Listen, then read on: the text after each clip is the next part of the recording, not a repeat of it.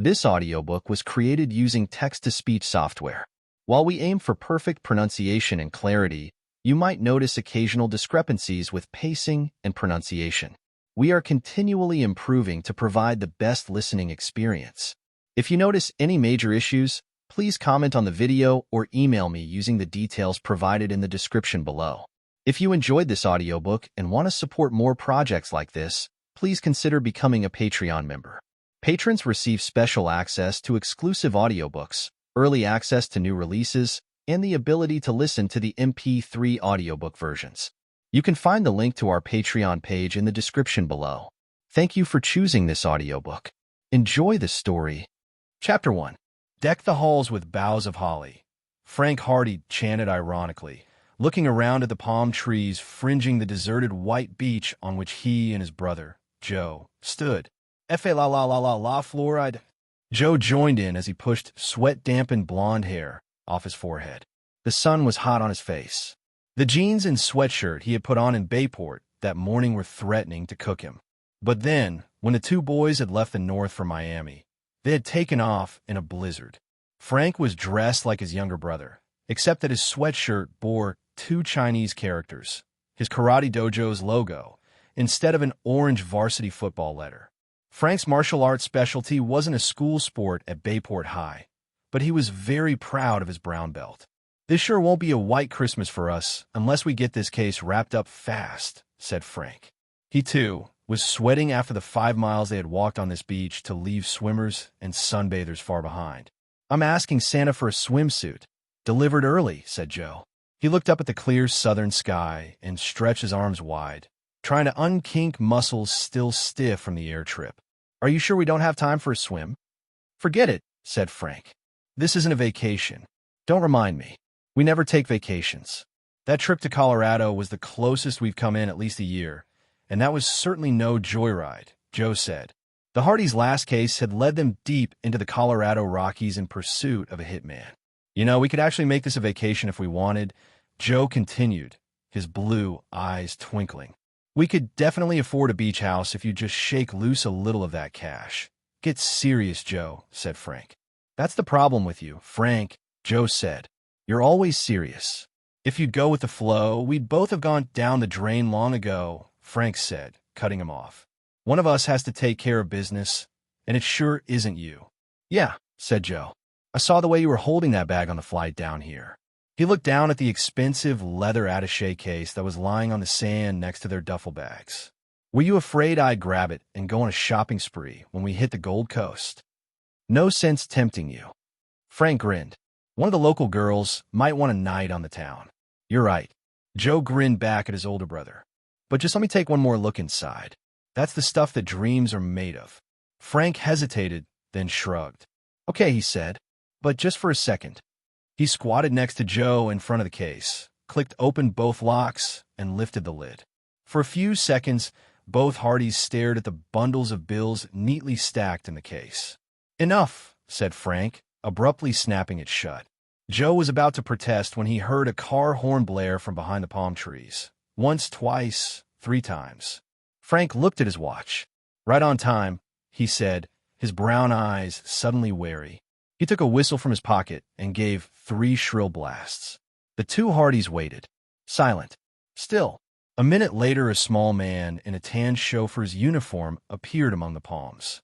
With one hand, he motioned for Frank and Joe to approach. In his other hand was something that turned his gesture into an absolute command. A large nickel-plated automatic, glinting in the bright afternoon sun, pointed straight at them. When the Hardys reached him, the man with the gun spoke in a clipped British accent. "Joe and Frank, I presume." "That's right," Frank said. "I apologize for the informality of addressing you gentlemen by your first names, but it's company policy," the man said. "And what's your name?" Frank asked. The man smiled, his lips a straight, tight line. "You may call me Jeeves." He motioned them closer with his gun. "Now, if I may see your tickets, we can move on." "Our tickets?" asked Frank. The gun gestured toward the attaché case.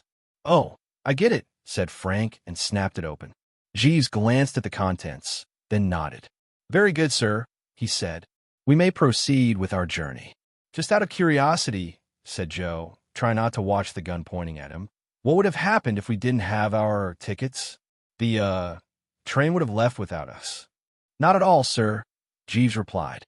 "But your final destination would not have been the one you originally intended." "I get it," Joe said, managing a grin. "A one-way trip, huh?" "An elegant way of putting it, if I may say so, sir," said Jeeves. "And now, if there are no more questions," he motioned for them to walk ahead of him through the palm trees. Beyond the palms ran a blacktop road. Parked beside, it was an enormous gray stretch limo. Its chrome was beautifully polished, and its dark windows gleamed. "Climb in, gentlemen, and we'll be on our way," Jeeves said as he held open the rear door with one hand. The other hand still held the silver automatic, not pointing at them, but not away from them either. Frank and Joe looked into the spacious interior. They could see soft leather seats, a television set, and even a built-in bar. "You do give your customers their money's worth," said Joe. "Battleships like this are for big wheels only." "If you'll climb in," Jeeves repeated with a hint of impatience. "Sure, sure," said Joe, and he tossed his duffel bag into the dark interior of the car. As soon as both boys were inside, the door behind them slammed, and they heard the click of its lock. A second later, a light came on, and they could see that the two side windows, the rear window, and the plastic shield that separated the driver from them were opaque. "I thought windows like this were supposed to keep people from looking in while you could still look out," said Joe. "You know, part of the lifestyle of the rich and famous." "These windows must have been custom-made for the rich and infamous," said Frank, pressing his nose against the glass as he tried to look out the side window. He could see nothing. "Somebody doesn't want us to see where we're going." "Actually, the rich and famous aren't the only ones who use limos like this," Joe said. "Who else does?" asked Frank. "Funeral directors." Frank grimaced, then finished Joe's thought. "Let's just hope this limo isn't being used for our funeral." Editor's note: in case this audiobook has been posted somewhere else, please visit AJ Aaron's Audiobook YouTube channel for more audiobooks and content. Chapter 2. The day before, a ride to their own funeral had not been one of the Hardys' worries. Their main concern was that Christmas was just a week away, and they still hadn't bought any gifts. In the morning, after breakfast, they were in Frank's room, planning their shopping. "Agree, then," said Joe. "What you get for Callie is your business." He was talking about Callie Shaw, Frank's steady girlfriend. "Right," said Frank. "And what you get for half the girls in Bayport is your problem." "It's the price of success," said Joe with a mock sigh. "And, of course, we won't talk about what we're getting for each other," said Frank. "Because it won't be worth mentioning," said Joe with a grin. "Personally, I've budgeted $2.98, tax included, for your present. You shouldn't have told me. It makes me feel like a tightwad. Anyway, that leaves Dad and Mom and Aunt Gertrude. We'll buy gifts for them together." "Maybe that computer of yours can come up with some gift ideas," suggested Joe. "We need some help. In fact, I need some help. Can you supply a little financial first aid? Maybe make me a small loan." "No way," said Frank. "The last upgrade I did on the computer put me near bankruptcy." "Yeah, like that new engine in the van did to me," said Joe. They sat in silence for a moment. Then Frank said, "Maybe you're right. Let's see if my computer can come up with some brilliant solution." But before he could begin, the telephone in his room rang. "Must be Callie," he said, going to answer it. The person on the phone was a girl, but not Callie. "Hi, Frank. It's Marcy Miller," she said. "Hope you don't mind my calling, but I needed to talk to you." Callie didn't want to give out your number at first, but I told her it was an emergency. She hesitated. I told her it was a life-or-death situation. Frank was instantly alert. Callie wouldn't have urged someone to call for no reason. She was the most level-headed person he knew. "What's up?" he said. "I'd rather tell you in person, at my house," Marcy said. "Please, could you come over right away? You and Joe. I need you both. I have to have some help." Or she broke off. The desperation in her voice made it clear how urgently she needed them. "We'll be right over," Frank promised. "Thanks. Please hurry," she said and hung up. "Come on. We have to get to Marcy Miller's place." "Fast," Frank said. He headed for the closet to get his coat. Joe didn't waste time asking questions. He could see from a gleam in Frank's eye that something interesting was cooking, and his appetite for action was as keen as his brother's. He raced to his room for his coat, beat Frank downstairs, and was already behind the wheel of the van warming up the motor in the icy morning air when Frank slid into the seat beside him. On the drive to Marcy's, there was time to talk. "Wonder what the problem is with Golden Girl?" said Joe, using his favorite nickname for Marcy.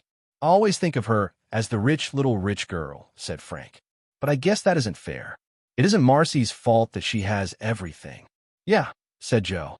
"Looks, brains, personality, plus all the things that her platinum car can buy." "Everything except a mother," said Frank, looking thoughtful. "Marcy's mother had passed away when Marcy was born. Maybe that's why everybody likes her. She definitely hasn't had all the breaks." "She's lucky to have the kind of dad she has," said Joe, keeping his eyes on the road.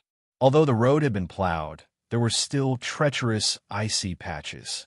Joe liked to drive fast, but he also drove well. "Yeah, Mr. Miller is a real good guy, especially for a big-shot executive," said Frank. "He spends a lot of time with Marcy, talks with her, listens to her. He really tries to take the place of her mom."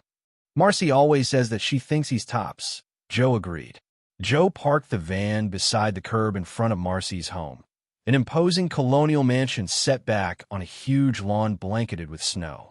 "We haven't been here since Marcy's Halloween party. Do you think the maid will remember us?" asked Frank. Joe grinned as he rang the doorbell. "After the way you scared her with that fake skeleton, I don't think she'd want to remember you." A young woman opened the door. It was Marcy, but this wasn't the Marcy that Frank and Joe knew. This girl was pale and unsmiling, and her movements were quick and nervous. She ushered the boys inside, then closed the door and leaned back against it. Her body sagged with relief. "Boy, am I glad to see you," she exclaimed. "What's going on?" asked Frank. "Come into the library and I'll show you," she said. Marcy led them down the hallway, continuing to talk as they followed her. "I never realized how big this house is until today. I can practically hear my footsteps echoing. Maybe it's because I'm almost never in it all alone. Dad's not here today, though, and I sent the maid home." On an antique oak table in the library was an expensive leather attaché case. Marcy snapped it open, and the Hardy's mouths dropped open. Frank leaned closer. $100 bills. "Are they all hundreds?" "All of them," said Marcy. "I checked. That's a lot of cash," Joe finally managed to say. "What did you do, rob a bank?" Marcy caught her breath on a choking sob. "Hey, sorry if I said anything wrong," Joe said hurriedly. Marcy tried to pull herself together. "It's not your fault. You couldn't know. Nobody knows. Not yet, anyway." "Knows what?" "About my dad," she said and buried her face in her hands, sobbing. Frank and Joe waited. As active as they were, they knew that sometimes all they could do was wait. Marcy calmed down after only a moment. She lifted her head from her hands, her eyes red and damp, but her face resolute. "I'm sorry. I know I can't help my dad if I go to pieces." She bit her lip, then continued in a steadier voice. "I'll tell you what happened. Then maybe you can help me make some sense out of it and figure out what to do." She sat down in one of the high-backed oak chairs by the table, and the Hardy sat down too. In front of them, the attaché case lay open like a question demanding an answer. But Marcy didn't start with the money. She started with her dad. "Let me say it fast so I can get it out," she said. "My dad's in jail.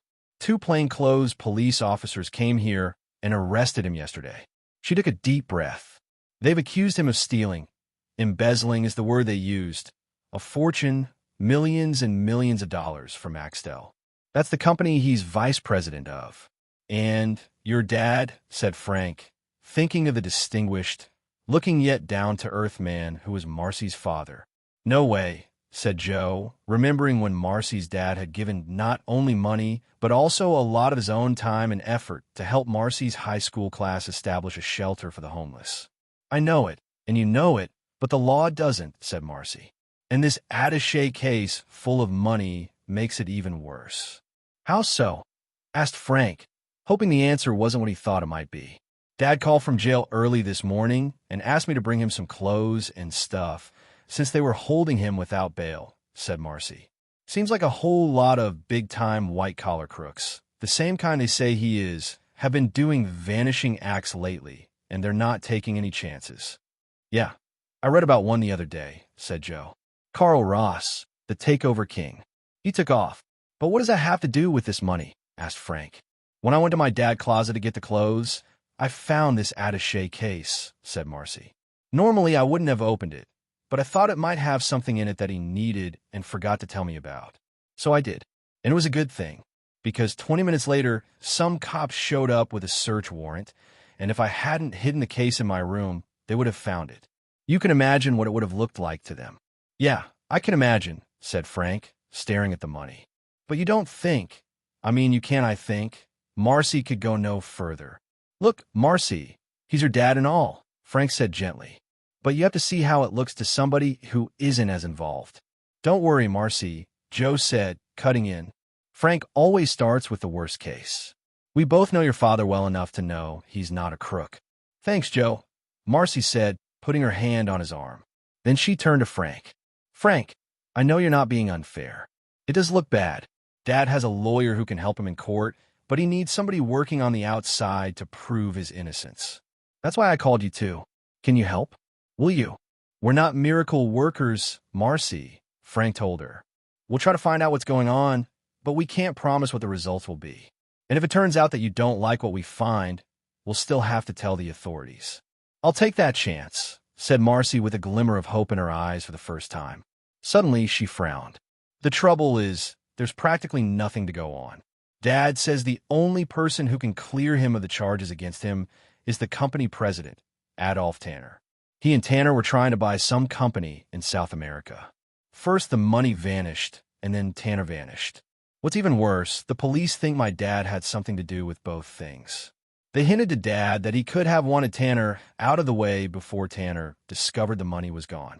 She paused. The charges against him are a lot worse than theft. Then our first job is to find Tanner, said Frank. Marcy shook her head. That's what everybody, including Dad, has been trying to do for the past week. No luck.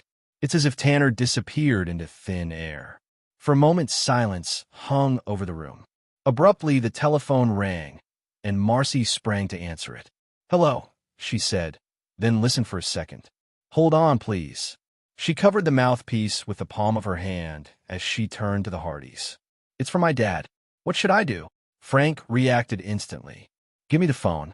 He spoke into the receiver, making his voice sound deeper and slower. Hello, Gregory Miller here.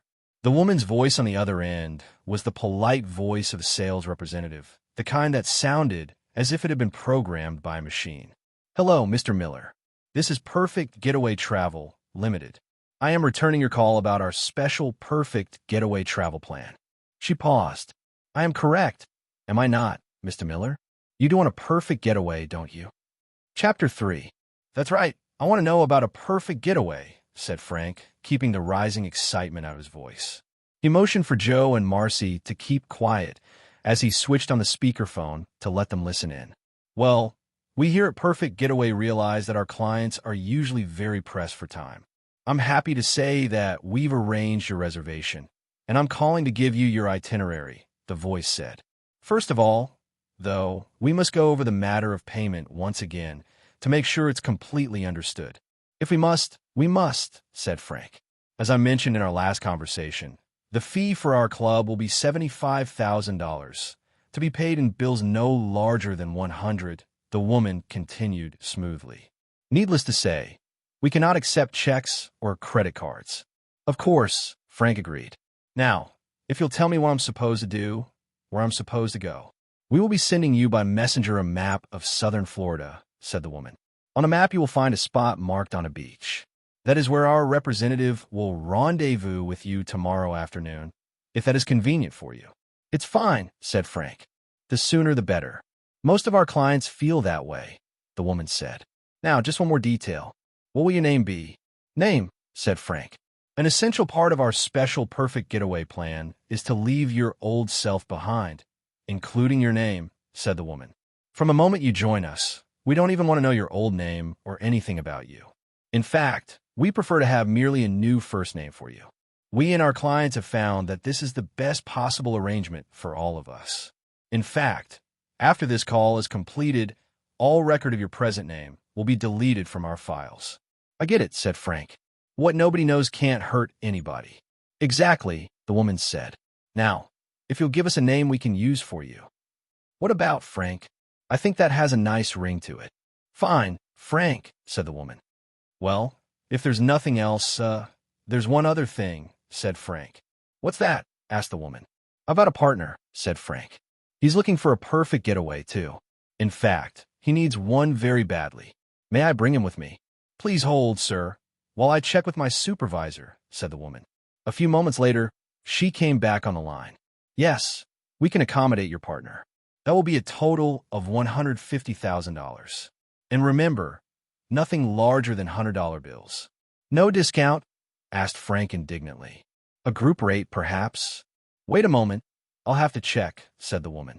Another pause followed.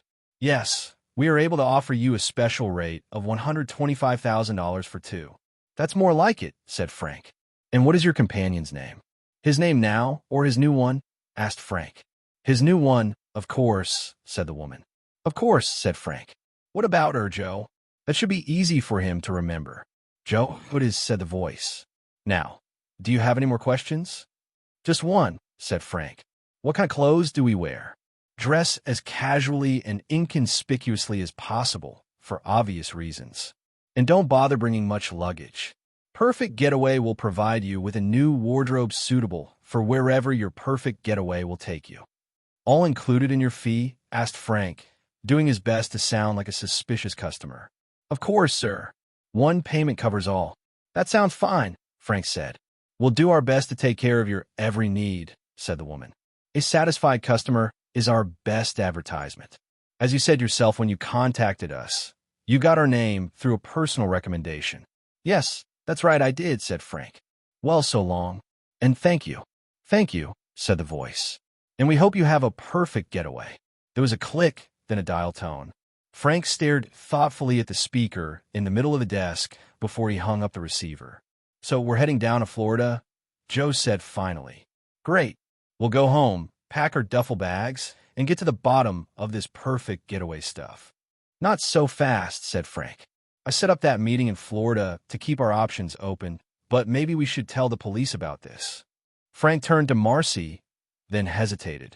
Look, Marcy, I hate to say it, but this doesn't look good for your dad. I mean, apparently he got in touch with this perfect getaway outfit right before he was arrested. Plus, he had that attaché case filled with the hundreds.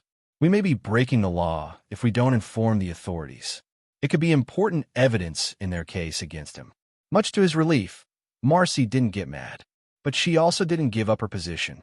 Dad would never try to run away from anything, she said with absolute certainty. There has to be another explanation. And I'm not saying that just because I'm his daughter. Frank, let's keep our options open, as you suggested, Joe said. There has to be something we don't know. And I say we go down to Florida and find it before we present the cops with more evidence that makes Mr. Miller look guilty. Frank still looked doubtful. I appreciate the way both of you feel, but feelings aren't facts. Right, said Joe. That's why we should go down to Florida, to get the facts. You have to, pleaded Marcy. You two are the only ones who can help clear my dad. Frank shrugged.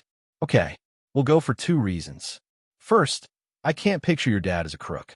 And second, I wonder if Mr. Tanner called perfect getaway too. Joe grinned at Marcy. I had a feeling he'd go. He doesn't like sitting around doing nothing any more than I do. And if it means taking a few chances, well, it's not the first time we've done it. Frank couldn't dispute that. But he said soberly, I want one thing understood.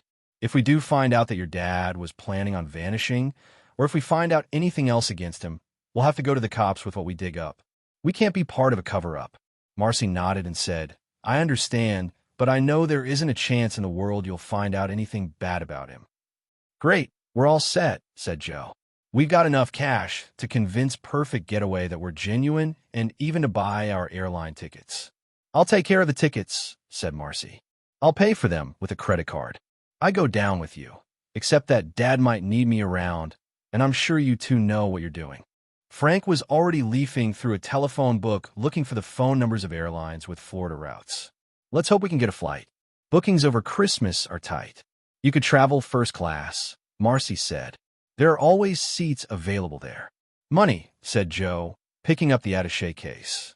Wonderful what it can do. The next day, though, as Joe sat with Frank in the locked back seat of the limo speeding toward an unknown destination. He wasn't so sure about the power of money. He patted the attaché case on the seat between Frank and him and said, "This money got us into this dungeon on wheels. Let's hope it can get us out." Frank signaled Joe to be quiet while he turned on the car's television set.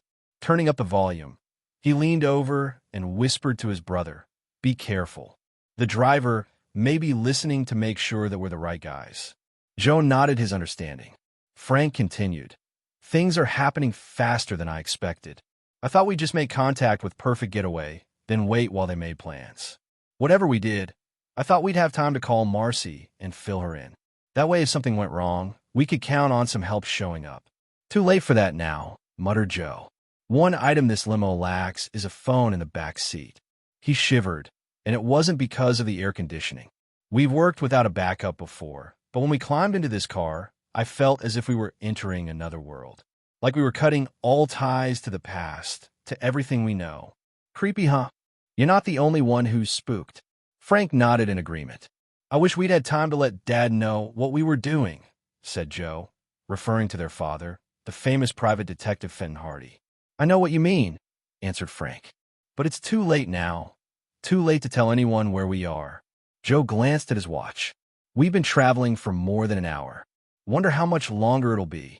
"Not much, unless this limo can go underwater," said Frank. "We started out going south, and the car hasn't made any turns. That should put us at the tip of Florida, or beyond." "What do you mean, beyond?" asked Joe, glad to see that Frank's powers of observation and deduction hadn't been left behind. "This highway continues as a causeway, linking all the tiny islands that form the Florida Keys all the way to Key West," said Frank, looking at the map of the area that Perfect Getaway had sent. Suddenly he stiffened. "The car's turning," he said, and, slowing down, added Frank as he turned off the television. "We must have left the main highway." The car continued at a slower speed. Then, after about 10 minutes, it came to a stop. They heard the driver's door open. The Hardys waited in tense silence for the car's back door to open or for the locks to click open. "Why isn't Jeeves letting us out?" Joe asked nervously.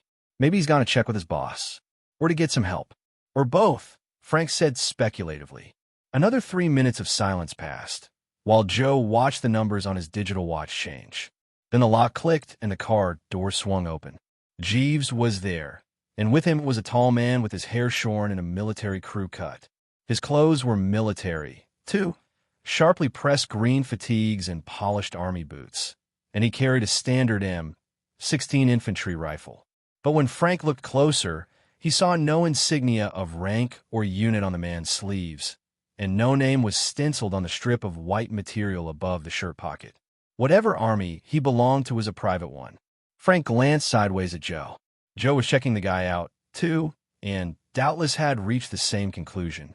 "If you will leave the car now, gentlemen, and accompany Bob here," Jeeves said, stepping aside to let them out. Frank and Joe climbed out of the car and found themselves standing in front of a white-column mansion that looked like it came straight off a movie set of the Old South. But there was one thing different in this set. Through the breaks in the tropical mangrove trees edging the property, the Hardys could see a high wall topped by barbed wire. Bob saw them trying to get their bearings and motioned with his rifle. "Let's go. No sense in you looking around here. You ain't staying. This is just your jump-off spot." Jeeves, gun in hand once more, couldn't resist adding, "Bob is quite right. You won't be staying, unless, of course, you are here under false pretenses." He smiled, clearly pleased with himself. "In that case, this place will be your final destination." His grin grew more ghoulish. "Or should I say, your eternal resting place." Chapter 4. "First we take care of business," Bob told the Hardys as he pressed the buzzer to the door of the mansion. Another man in fatigues and carrying an M16 opened the door and waved them through. The interior was a surprise. The outside of the mansion looked straight out of the South before the Civil War, but inside everything was strictly contemporary. The lighting was indirect, the walls were painted in soft pastels, the carpeting was thick and springy underfoot, the furniture was modern and sleek. It was like walking into an expensive international-style hotel. Bob herded the Hardys into a room that had been turned into an office, where a pretty young woman was sitting behind a free-form desk. Its top was uncluttered except for a computer. The young woman looked up at them, smiling automatically. When she saw two teenage boys approaching her instead of the middle-aged men she had expected, the smile wavered for an instant. She quickly replaced it. "Hi, I'm Sally," she said coolly. "If you'll tell me your names, we'll get you checked in." Frank recognized her voice. She was the one he had talked to on the phone at Marcy's. "Hi," he said. "I think I spoke to you before. I'm Frank, and this is Joe." "Hi, Frank and Joe," Sally said suspiciously. She punched their names into the computer and looked at the monitor screen, which Frank and Joe couldn't see. Then she said, "Glad you arrived on time. Everything is so much simpler when our clients obey instructions. That will be $125,000, please." Frank put the attaché case on the table and opened it. "Shall I count it out? Or do you want to?" "I'd be happy to, sir," Sally said. As she picked up the first bundle of bills, her whole manner changed abruptly. The unconvincing smile vanished from her face. Her eyes focused like high-intensity lights on the bills, and her fingers moved as quickly as if they were machine parts, flipping through the bills amazingly quickly.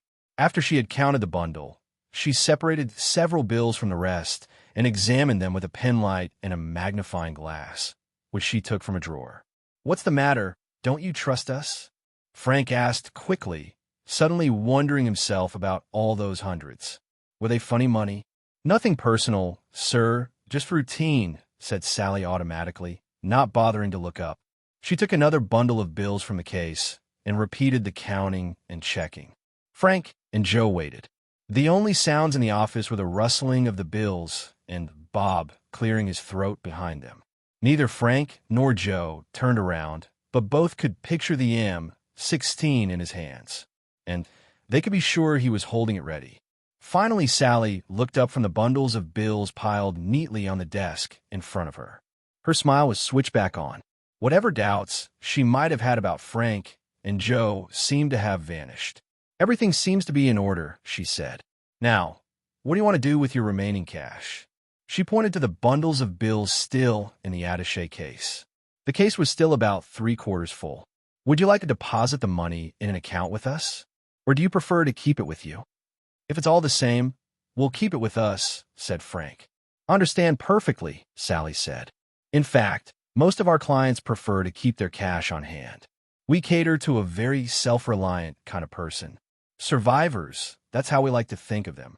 Yes, well, it's a hard, cruel world out there. That's why we want to get away from it all," said Frank, fishing for information. "Just like all your other customers, right?"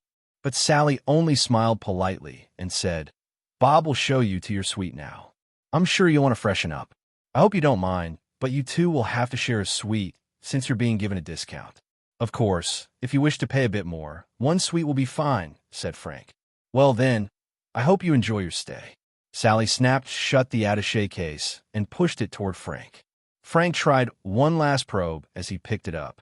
"I hope this stay won't be too long. I mean, we got to be moving." "All in good time," she said. "There are a few formalities. But don't worry. I assure you that you won't be disturbed here. We are very secluded." "Yes," said Joe. "I saw the fence out front. Can't say I liked it, though. Reminded me too much of a prison." "It's for your own protection, sir." Sally smiled. "Bob, if you will escort our guests to their suite." "Let's move it," said Bob. None of Sally's good manners had rubbed off on him. "You've got half an hour before your interview." "Interview?" said Frank. "What kind of interview?" asked Joe. Bob cut off further conversation with a gesture of his gun. He led them up a curving stairway and along a hall to a door on the second floor. "Make yourselves comfortable," he said. "I'll be back for you in half an hour." Frank and Joe entered their room, and the door closed behind them. They weren't surprised to hear it being locked from the outside. They had already gotten the idea that they weren't totally trusted. As soon as they were inside, Frank caught Joe's gaze, put his finger to his lips, then tapped that finger against his ear. Joe got the message. Just like the limo, the room might be bugged. "You know, this place is gorgeous," Joe said in a loud voice as he began to check out one side of the room for listening devices, looking behind paintings on the backs and bottoms of pieces of furniture, in vases and under rugs. "Perfect Getaway is really giving us our money's worth," said Frank, checking out the other side. Working their way around the room, they met on the far side, where they both shrugged and gestured to sit. Frank's eyes darted around the room, checking to see if they had missed anything. Then he glanced up and pointed at the old-fashioned chandelier hanging from the high ceiling. Joe nodded. "I think I'll get some exercise," Frank said. "I need to work out some kinks from the trip." "Good idea," said Joe. "Me too." He watched Frank get a chair and position it under the chandelier. Frank stood on the chair, then squatted down and made a stirrup with his hands. Joe nodded, recognizing a gymnastic stunt they had worked up the year before in a skit for a school show. Joe backed up a couple of steps, propelled himself forward, and leapt when he was about a yard from Frank, his right foot landing in Frank's linked hands. Frank heaved upward as Joe pushed off from his hands, and a second later Joe was standing on Frank's shoulders. Careful not to lose his balance on the chair or disturb Joe's balance on his shoulders, Frank straightened up slowly. It worked. Joe was up high enough to inspect the chandelier. He peered into it and saw a miniature black receiving device. Joe leapt down, hit the carpet, and did a neat somersault just to finish the routine off right. "Good workout," he said loudly. He pointed to the chandelier, put his finger to his lips, and nodded. "Time for a nice, hot shower," said Frank. He went into the bathroom, and Joe followed him. "Great shower, needlepoint spray," Frank shouted, as if Joe were still in the other room. He then closed the door and turned the shower up full force. The din of the water hitting the aqua-colored plastic shower stall filled the bathroom. Frank put his mouth close to Joe's ear. "Whisper. I don't think any bugs they might have in here could pick us up. This looks bad for Marcy's dad," Joe whispered back. "This operation sure seems to be set up to help crooks skip out." "Right. And maybe it does even more than that," Frank answered. "It looks too elaborate for just an escape outfit. But we can worry about that later. Right now, we have to worry about ourselves. We're in these people's hands, and unless we convince them we're their kind of guys, they're going to start squeezing really hard." "Yeah, we got to get our story together," whispered Joe. "I bet that's why they put us in here before the interview, so that if we tried to come up with some story, their bug would pick it up." "You just figured that out?" whispered Frank. Okay, Joe said with more than a trace of annoyance in his whisper. "If you're so smart, how do we explain how a couple of teens like us are loaded with cash and on the run from the law?" "They were expecting Marcy's dad," whispered Frank. "So I think we should tell them that we were in on his embezzlement scheme." "Sure, we really look like corporate types," Joe hissed sarcastically. "Come on, Joe." The answer was sitting right there on Sally's desk. Joe sat patiently, waiting for his brother to get to the punchline of what he was sure was a joke. "I'm not kidding. We can claim that we were hackers for hire," Frank told him. "We can say we helped Mr. Miller rig his company's computers so he could get the money out of the country. And that when the cops grabbed him, we grabbed our share of the money," Joe exclaimed. "And ran," said Frank, finishing his brother's sentence. Frank turned off the shower and opened the bathroom door. "Hey, that was great, Joe," he shouted into the other room. "You want to take one?" Joe left the bathroom, then called back toward Frank. "Nah, you took too long. We're going to have our interview in a few minutes. Hope it doesn't drag on. I want to clear out of here fast. I can practically feel Uncle Sam breathing down my neck." "What could they want to find out?" Frank asked as he came out of the bathroom. "The color of our money should have been enough." "You can't blame them for checking us out," answered Joe. "In an operation like this, you have to be extra careful." A minute later, Bob opened their door without bothering to knock and beckoned to them to follow. "Wait a sec," said Frank, and went to pick up the attaché case. "We better keep this with us." Bob shrugged and said impatiently, "Let's go." He led them down a hall to another room and opened the door. "Here are the two you wanted to see, sir," he said, and gestured with his M16 for the Hardys to go inside. As they stepped into the room, they heard Bob leave and close the door behind them. In front of them was a short, squat, balding man with a mustache. He, too, was wearing unmarked fatigues, but his whole presence indicated that he was an officer in whatever kind of force this was. He wasn't sitting behind his desk, but on top of it. One gleaming boot was tapping against the desk front as he looked the Hardys up and down. "So you are Frank and Joe," he said. It was not a statement, but a challenge. "Right," said Frank. "And who are you?" asked Joe. The man smiled. "You can call me Alex." "Glad to meet you, Alex," said Joe, extending his hand. "Now, How soon can you get us out of here? Ah, you young people, always in such a hurry, Alex said with a sigh, ignoring Joe's outstretched hand. In fact, you seem quite young to want to take one of our vacations, much less be able to afford it. Frank had decided that the best way to weather this confrontation was to get this guy on the defensive, so he started talking fast and loud. Look, I don't see why we have to go through this third degree. The lady on the phone said there'd be no questions about our past. Alex smiled. It wouldn't be good for business to allow any undercover cops to travel along our underground railroad, would it? If you lied on the phone, said Joe, how can we trust you about anything? Alex sighed. Come on, kid, you might be young, but you can't be that dumb. Who can you trust in this world? Nobody. But if it makes you feel any better, we'll keep our part of the bargain once we clear you. Not out of any sense of honor, but because it's good business. The only way we can keep getting customers is to have them pass the word that we give good value. A new start with a new name in a new place. Frank pretended to think it over. Then he nodded. Makes sense. Okay, Marcy Miller is a friend of ours. We met her father at a Halloween party, and he and I got to talking computers. When I told him about how some friends of mine had managed to get into the phone company's computers, Joe interrupted, continuing the story. He said that such a thing could never happen to his company's computers, that they were state-of-the-art. Later that night we tried it, and they were easy. They had a mainframe set up to take orders over the phone lines, and their security system was a joke. We could have wiped them out, but we didn't, interjected Frank. We just got into the interoffice email. That's electronic mail. System, and left Miller a message. The computer wouldn't work for anyone in his company that day until they said please, said Joe, laughing out loud. Sounds good, said Alex. But that's nothing to make you start running. What came afterward wasn't just fun and games. Frank's face sobered. Miller told us we were the answer to a businessman's prayer. Working together, with us slipping bogus orders into the computer at night and him moving the money during the day, we really took a bite out of the company. But it looks like he got too greedy and careless. We picked up our last payment just before the cops came to take him away. When you called, it sounded like the answer to our prayers. Frank smiled at Alex, then at Joe. When he and his brother were on the same wavelength, it felt as if nothing and nobody could beat them. Well, Frank and Joe, you seem to have, Alex began. Just then the phone rang. Alex picked it up and listened. Then his eyes narrowed, and he said, thanks. I'll take care of it. Without even a glance at the Hardys, he put down his phone, slid off the desk, and opened a drawer. Frank and Joe looked at each other uneasily. Alex's mood had clearly just changed, and it didn't look as if it had changed in their favor. When they looked back at Alex, they saw a .45 in his hand, pointed at them. There's one thing you didn't mention, Frank and Joe, he said, a smile spreading slowly across his face. Maybe you want to be modest. But let me tell you, it's a great big thrill to meet the famous Hardys. Chapter 5. Who were they?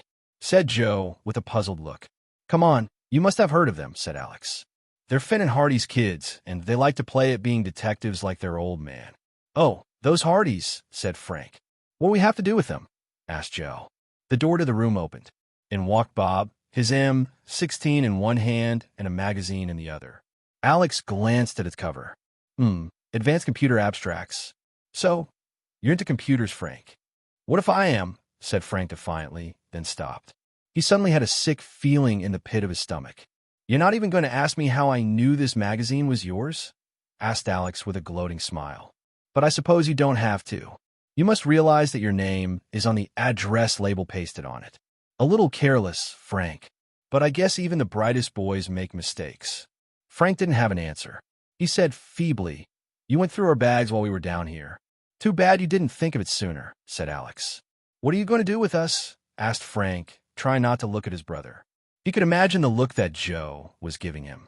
Do you have to ask? Inquired Alex, lowering his gun so it was pointed directly at Frank's heart. Frank refused to give Alex the satisfaction of seeing him cringe. He kept his face expressionless and braced himself. Relax, Alex said. You have a few more hours until it gets dark. Then you can take a trip with a couple of our men to a neighboring key. It doesn't have a fine mansion like this one on it. In fact, it doesn't have anything on it but quicksand. We find it very handy.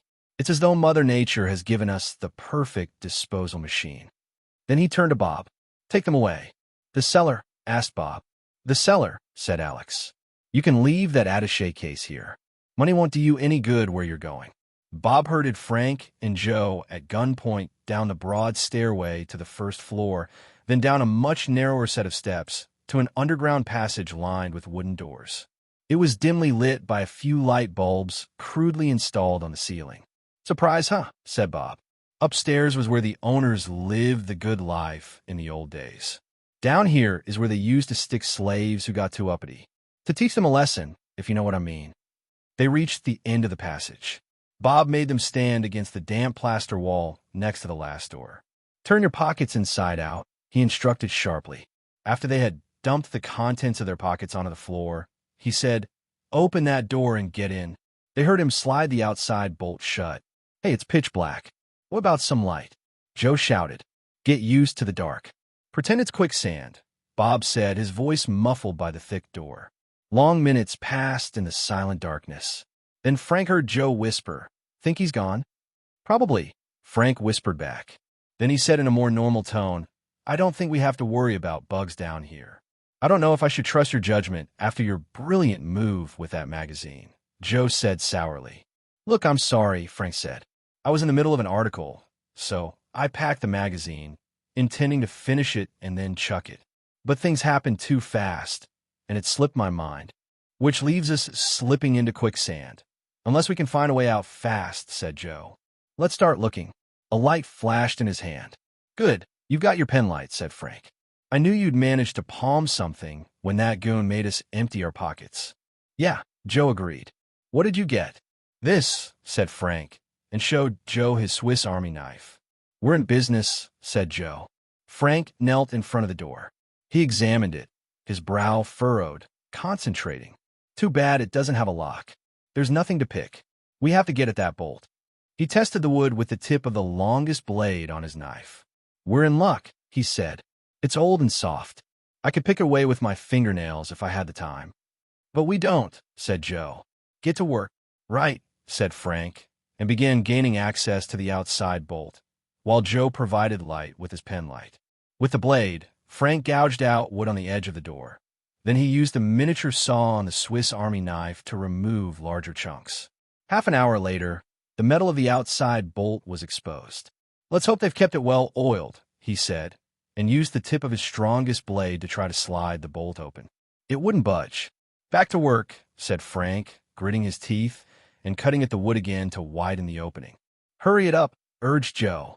They'll be coming for us any second.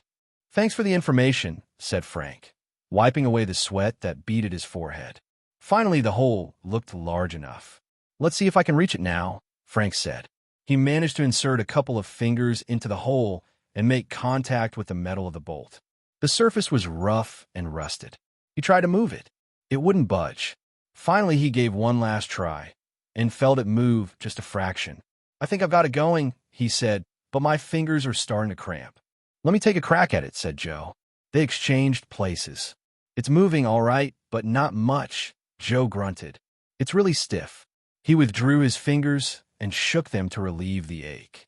They traded places 3 more times until Joe finally said, That does it.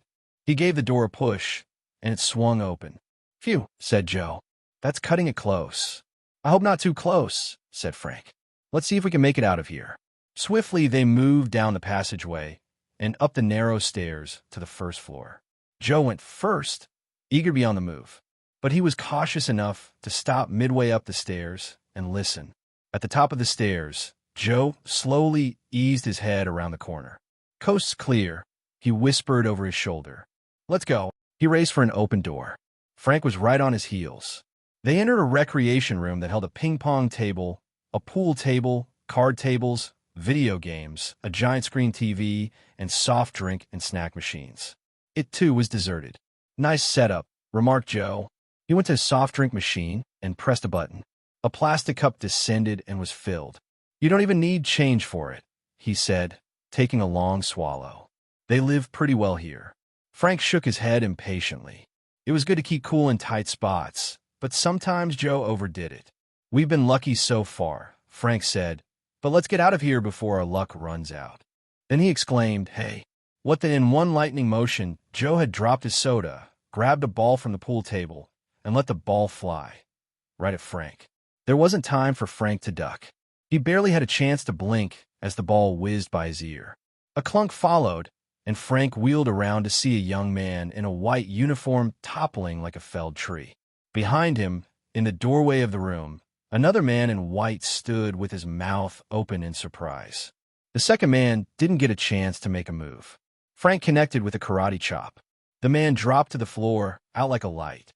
"Not a bad fastball, considering I haven't pitched since August," said Joe, crossing the room to join Frank near the two unconscious men. "Glad your control was on," said Frank, rubbing the ear the pool ball had almost brushed. "Trust me," Joe said. "They came through the door too suddenly for me to warn you. I had to move fast. And we have to get out of here just as fast," said Frank, but then he stopped himself in mid-movement. "On second thought, let's take time for a quick change." He bent down to unbutton the clothes of the man at his feet. "Got you," said Joe, nodding and following Frank's lead. Minutes later, Frank and Joe were clad in white suits that were a little too large and black patent shoes that pinched.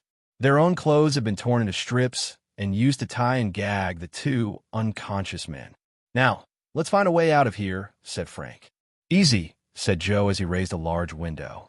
Although it was dark out, a full moon lit the cloudless sky, and the Hardys had to be careful to stay in the shadows of the shrubbery that bordered the side of the mansion.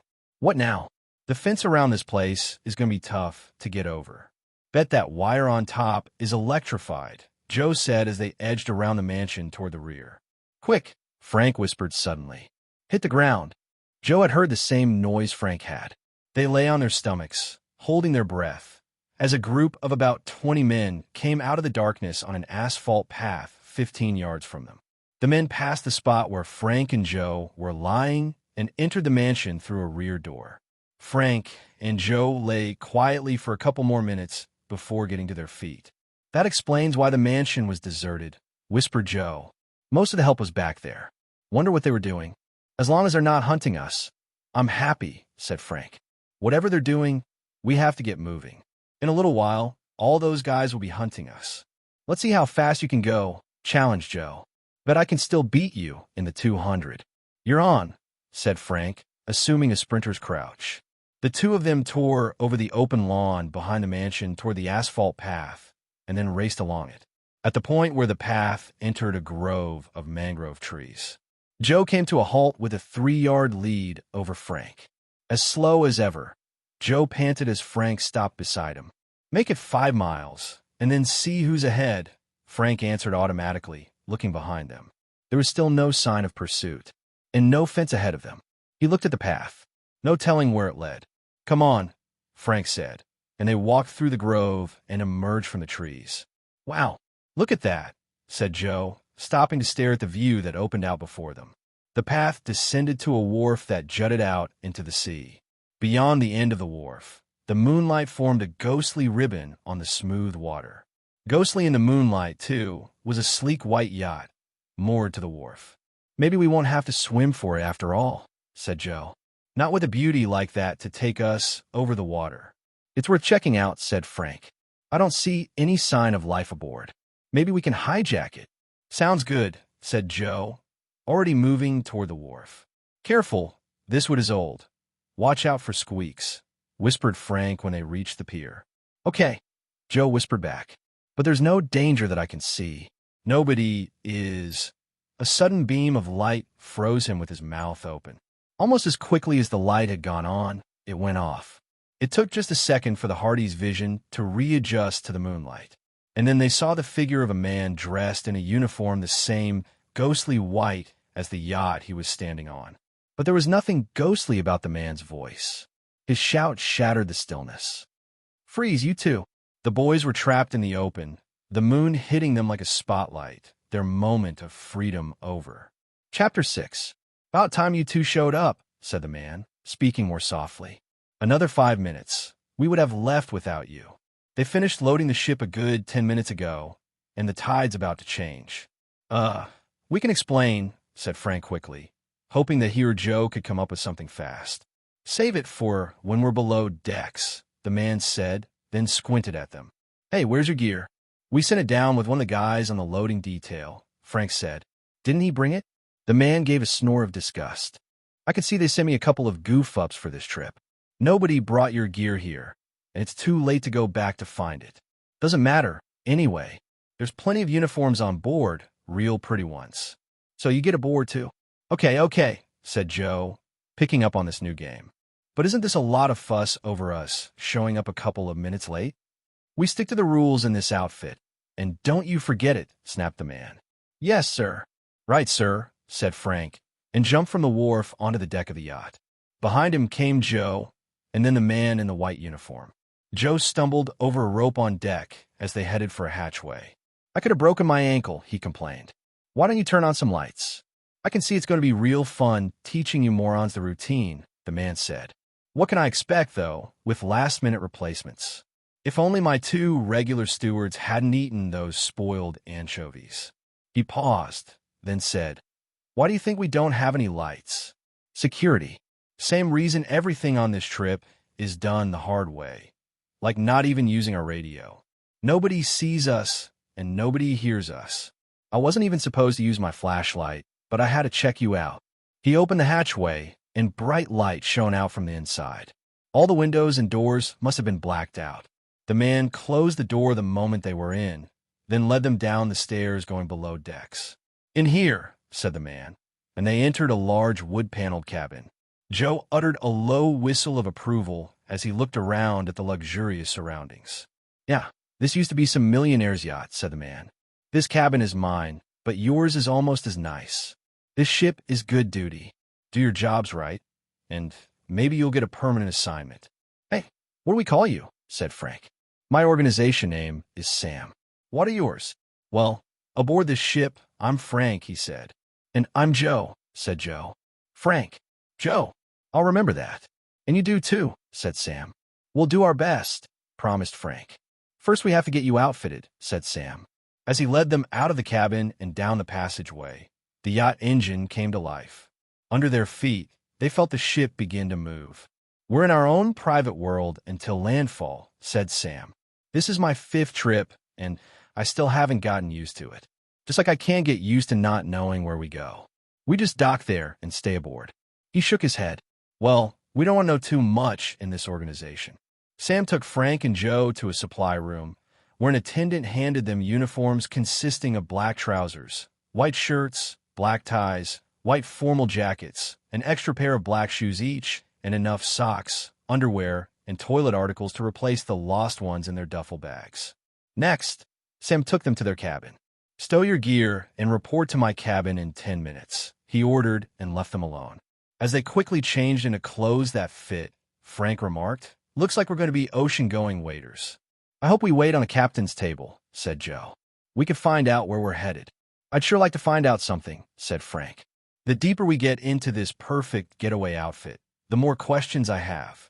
I mean, this all looks too big and elaborate just to help a handful of rich crooks skip the country, but maybe I'm underestimating the power of money.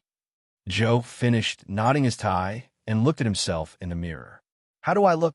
You can serve me caviar anytime, said Frank. Come on, let's get back to Sam and find out what we do next. When they got to Sam's cabin, he looked them over, straightened Joe's tie, and said, Okay, you two will do. I know you're not experienced, but you can learn on the job. This trip will be easy. We just have 1 passenger aboard. There were supposed to be 3, but an hour before we sailed, the reception center called to say that the other 2 weren't coming. They missed the boat, huh? Joe asked innocently. Maybe they'll catch it on the next run you make, Frank suggested. Doubt it, said Sam. When somebody's crossed off our passenger list, it doesn't mean his trip's canceled. It means he's canceled. So we've got only this 1 passenger to take care of, said Joe, to change the subject. A VIP, huh? All our passengers are VIPs, said Sam, smiling. They think so, anyway, until they find out different. So, we give him special attention, said Frank. That's right. Extra special attention, said Sam, and his smile grew wider. He opened a drawer and took out a metal object the size of a pack of gum. He handed it to Frank. I hope you know how to handle this. Frank did. He looked at it and nodded. Best miniature camera on the market. I've used this model lots of times. He didn't mention that he had learned to use it from the network, a top-secret government agency that Joe and he occasionally helped. What do we do with the camera? Asked Frank. You wait until our passenger leave his cabin, and then you go through his stuff and photograph any papers you can find, said Sam. What kind of stuff are we looking for? Asked Joe. Sam shrugged. Beats me. The orders are to photograph any and all papers, period. I don't ask questions. I never find out why I'm doing anything. I couldn't care less, Frank said in a bored voice. All I'm interested in is my pay. Right, said Joe. What you don't know can't hurt you. That's a healthy attitude, Sam said. Come on, I'll introduce you to the passenger. Igor is what we're supposed to call him. Some of these guys come up with really weird names for themselves. Sam led the way to a door at the end of the passageway and knocked. Wait a minute, said a voice from inside. A key was turned in the lock, and the door swung open. Facing them was a balding, moon-faced, middle-aged man in a rumpled white tropical suit. He looked like a marshmallow, but there was nothing soft about the icy blue eyes behind his rimless glasses. They were sharp and never rested as he looked over the three men at his door.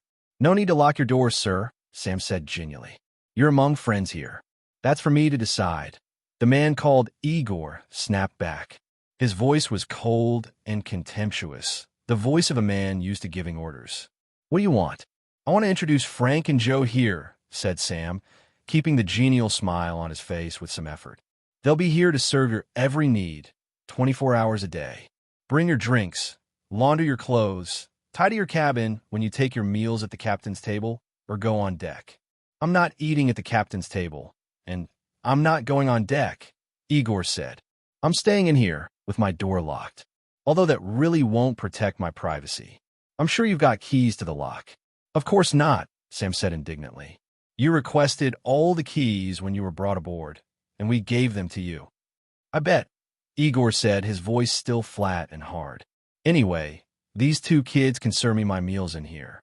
Not that I'm expecting to have many. This trip can't take too long, can it? For the first time, a faint note of uncertainty crept into Igor's voice, an uncertainty born of not being in complete control, possibly for the first time in his life. Not long at all, Sam assured him. Just tonight, then the day after, and the following night. We reach our destination at dawn on the second day. I don't suppose I get to find out where that destination is, said Igor. Not right now, said Sam. You know the rules. Yeah, I found them out. Too late, said Igor. I had already gone too far to back out. I'm sure you'll find everything to your satisfaction, Sam assured him. I'm sure, Igor said sourly. Okay, you can clear out now. I'll ring when I get hungry. Then you can bring me 2 chicken sandwiches on white toast with white meat only, and a bottle of diet soda. Got it. Yes, sir, said Frank. Anything else? Asked Joe. Yeah, my privacy, said Igor. Clear out until I ring. As they walked back along the passageway, Frank murmured to Sam, Well, there goes our chance to do the snooping. Are you kidding? Said Sam. He thinks he's smart. I have something to cut him down a size. Come to my cabin. In his cabin, Sam pulled out a brown glass vial of pills. He took one out, handed it to Frank, and replaced the jar in his desk drawer. When Igor rings for his diet soda, crush this pill and put in the drink, Sam said. In about 30 minutes, it'll take effect. After that, he'll be out like a light for at least 5 hours. You'd be able to break his door in, and he wouldn't notice. Then Sam snapped his fingers and said, Oh, yeah, I almost forgot. He opened another drawer. Here's the key to his cabin. So he was right. You did hold out on him, said Frank.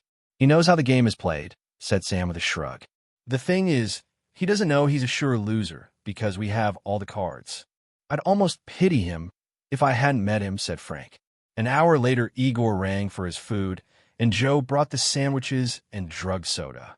Bread stale, Igor complained, testing it with his finger.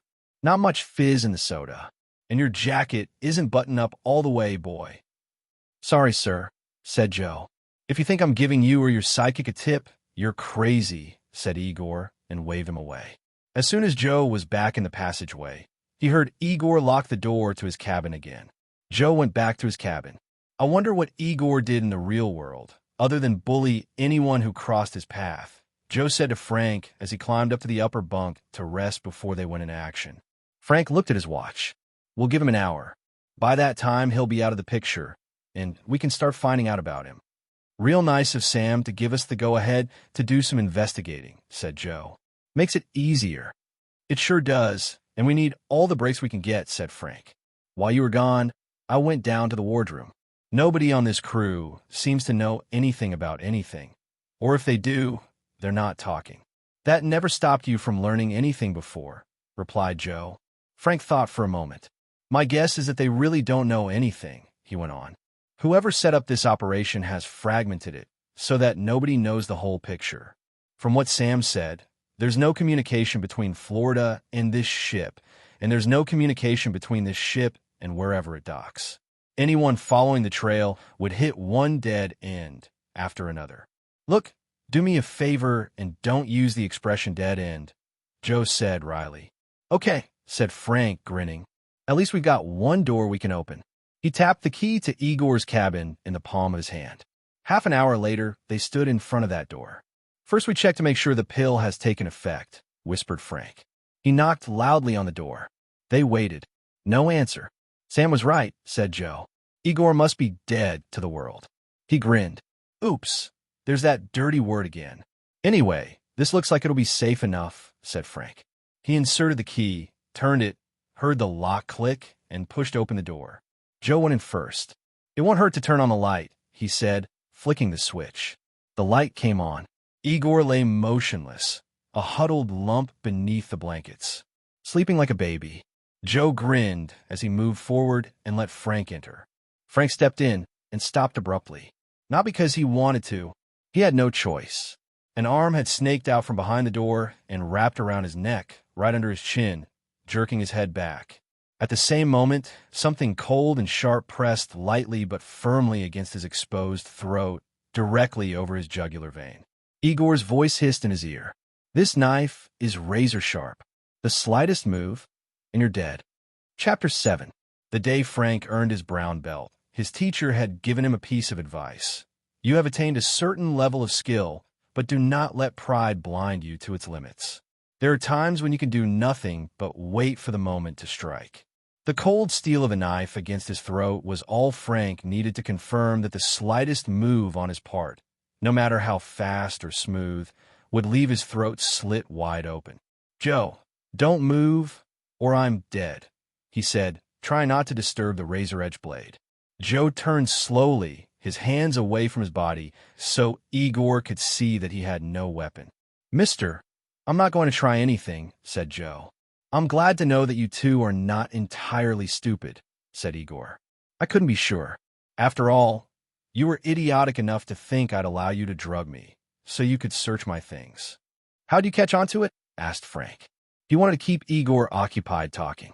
The more he talked, the better Frank's chances for figuring an escape. He knew that the least increase in pressure on the blade would set off a geyser of blood. How do you think? Igor said contemptuously. I haven't survived in this world by trusting people. I've done it by staying one trick ahead of them. Like the way I kept this knife concealed in my umbrella handle when you searched me for weapons. You're like a bunch of children playing a game of double-cross with me.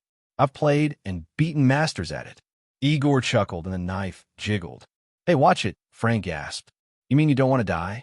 Igor asked, chuckling louder as Frank winced and Joe watched in helpless horror. I knew you people would try to squeeze every cent out of me, the money I'm carrying as well as everything that I've hidden around the world. Look, mister, said Frank desperately, we're just hired hands.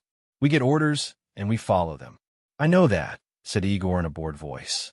And that's the only reason I'm going to let you live. In fact, I'm going to offer you the chance to live very well indeed.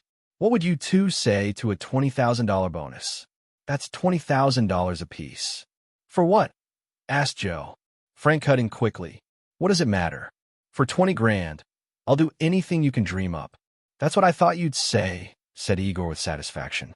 One good thing about dealing with hired help, you can always hire them yourself if you pay the right price. He let Frank go. Frank let out a long breath of relief, touching his throat gingerly, then glanced at his fingertips. No blood. Let me show you something so you'll know you can trust me, And so then I could trust you, Igor said. He went to his bunk and pulled away the blanket. Under the blanket was a pile of clothes bundled up to give the illusion of someone sleeping there. He reached under the clothes and pulled out an attaché case. The attaché case looked familiar. So did its contents. $100 bills. The only difference between this case and the one that Frank and Joe had left back in Florida was that this one had many more bills left in it. It was still packed full. In case you have any idea of trying to take the whole bundle, forget it, said Igor. If you do, I'll report you to your superiors. And also forget any idea of shutting my mouth before I could do that. I'm sure your bosses would deal very harshly with anybody who killed their golden goose.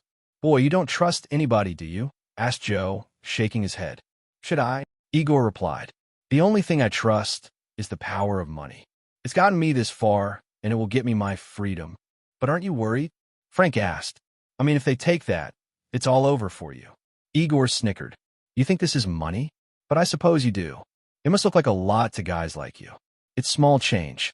Pocket money. Big pockets, commented Joe. I'm a big man, said Igor proudly. I hope you realize that by now. We do, said Joe. And with the cash you're laying out, we're your boys, said Frank. What do you want us to do? Tell me where your bosses are taking me, what they plan to do with me, said Igor. Despite his show of bravado, he was unable to hide his uncertainty. We'd be glad to. Only there's a hitch, said Frank. They don't tell the hired help anything, finished Joe. Igor didn't seem surprised. He nodded. Makes sense. Whoever runs this outfit is smart. I'll give him credit for that. He doesn't trust anybody, either. Okay, here's the deal. Sniff around, find out what I want to know, and warn me about any other dirty tricks your bosses plan to pull on me. Do that, and I'll give you each the $20,000 I promised, plus a bonus. Igor took a handful of bills out of the attaché case. Here's $1,000 apiece to whet your appetites for what's to come if you deliver. You've got yourself a deal, mister, said Joe, pocketing the bills. Yes, sir. We'll start investigating right away, said Frank. We'll get back to you as soon as we learn anything. Okay, buzz off, said Igor, waving his hand dismissively. And when they ask you what you found in here, tell them about the attaché case and say there was nothing else you could find. That should satisfy them.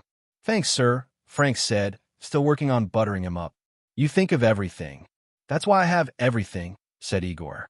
He pulled out a cigar and was lighting it with a gold lighter as the Hardys left. Out in the passageway, Frank turned to Joe. I don't feel like I'm on a boat. I feel like I'm swimming in the middle of a sea full of sharks. Yeah, and they're all ravenous, said Joe. Well, let's go feed Sam the line that Igor cooked up, said Frank. Hopefully, it'll keep him from snapping at us.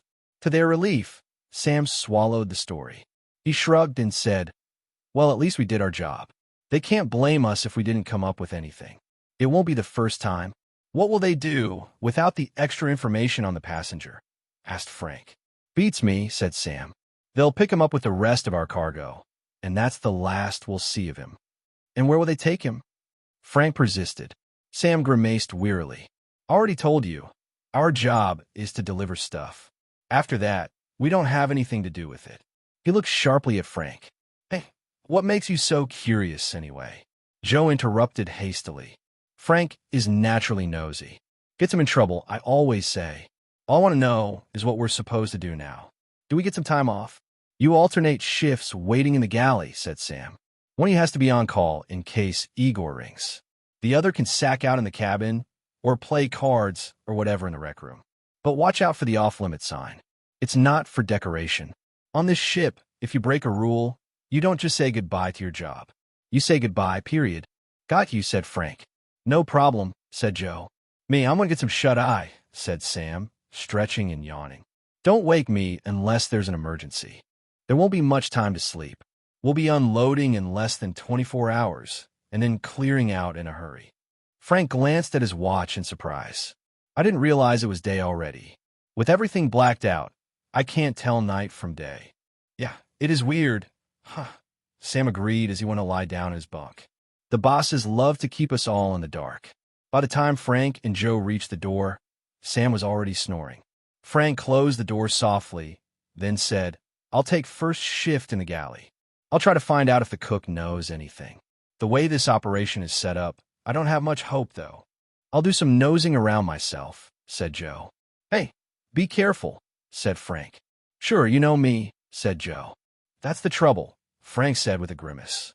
Joe slapped Frank on the shoulder and watched him head for the galley. Then Joe made a beeline for the one thing he always found irresistible, an off-limit sign. Sam had made sure to point it out to the Hardys on their fast tour of the ship. But even if he hadn't, there was no way to miss it. Posted right next to a stairway, it was 3 feet by 3 feet with bright red letters. Caution, OFF limits. NO, unauthorized personnel past this point. All violators punished severely. The word severely was underlined in black. Joe glanced quickly up and down the passageway to make sure nobody was coming, then darted down the stairway. He descended into a dimly lit cargo hold. Several dozen unmarked wooden crates filled it. He shone his pen light on a few. As Joe walked around the cases, the smell of cosmoline, the sweet, sticky grease that arms manufacturers use to pack their wares, filled his nostrils. The hold smelled like the National Guard armory back in Bayport. I have an idea what these things hold, he thought as he took out the Swiss Army knife that had come with his steward's uniform. He pried open a crate and reached inside.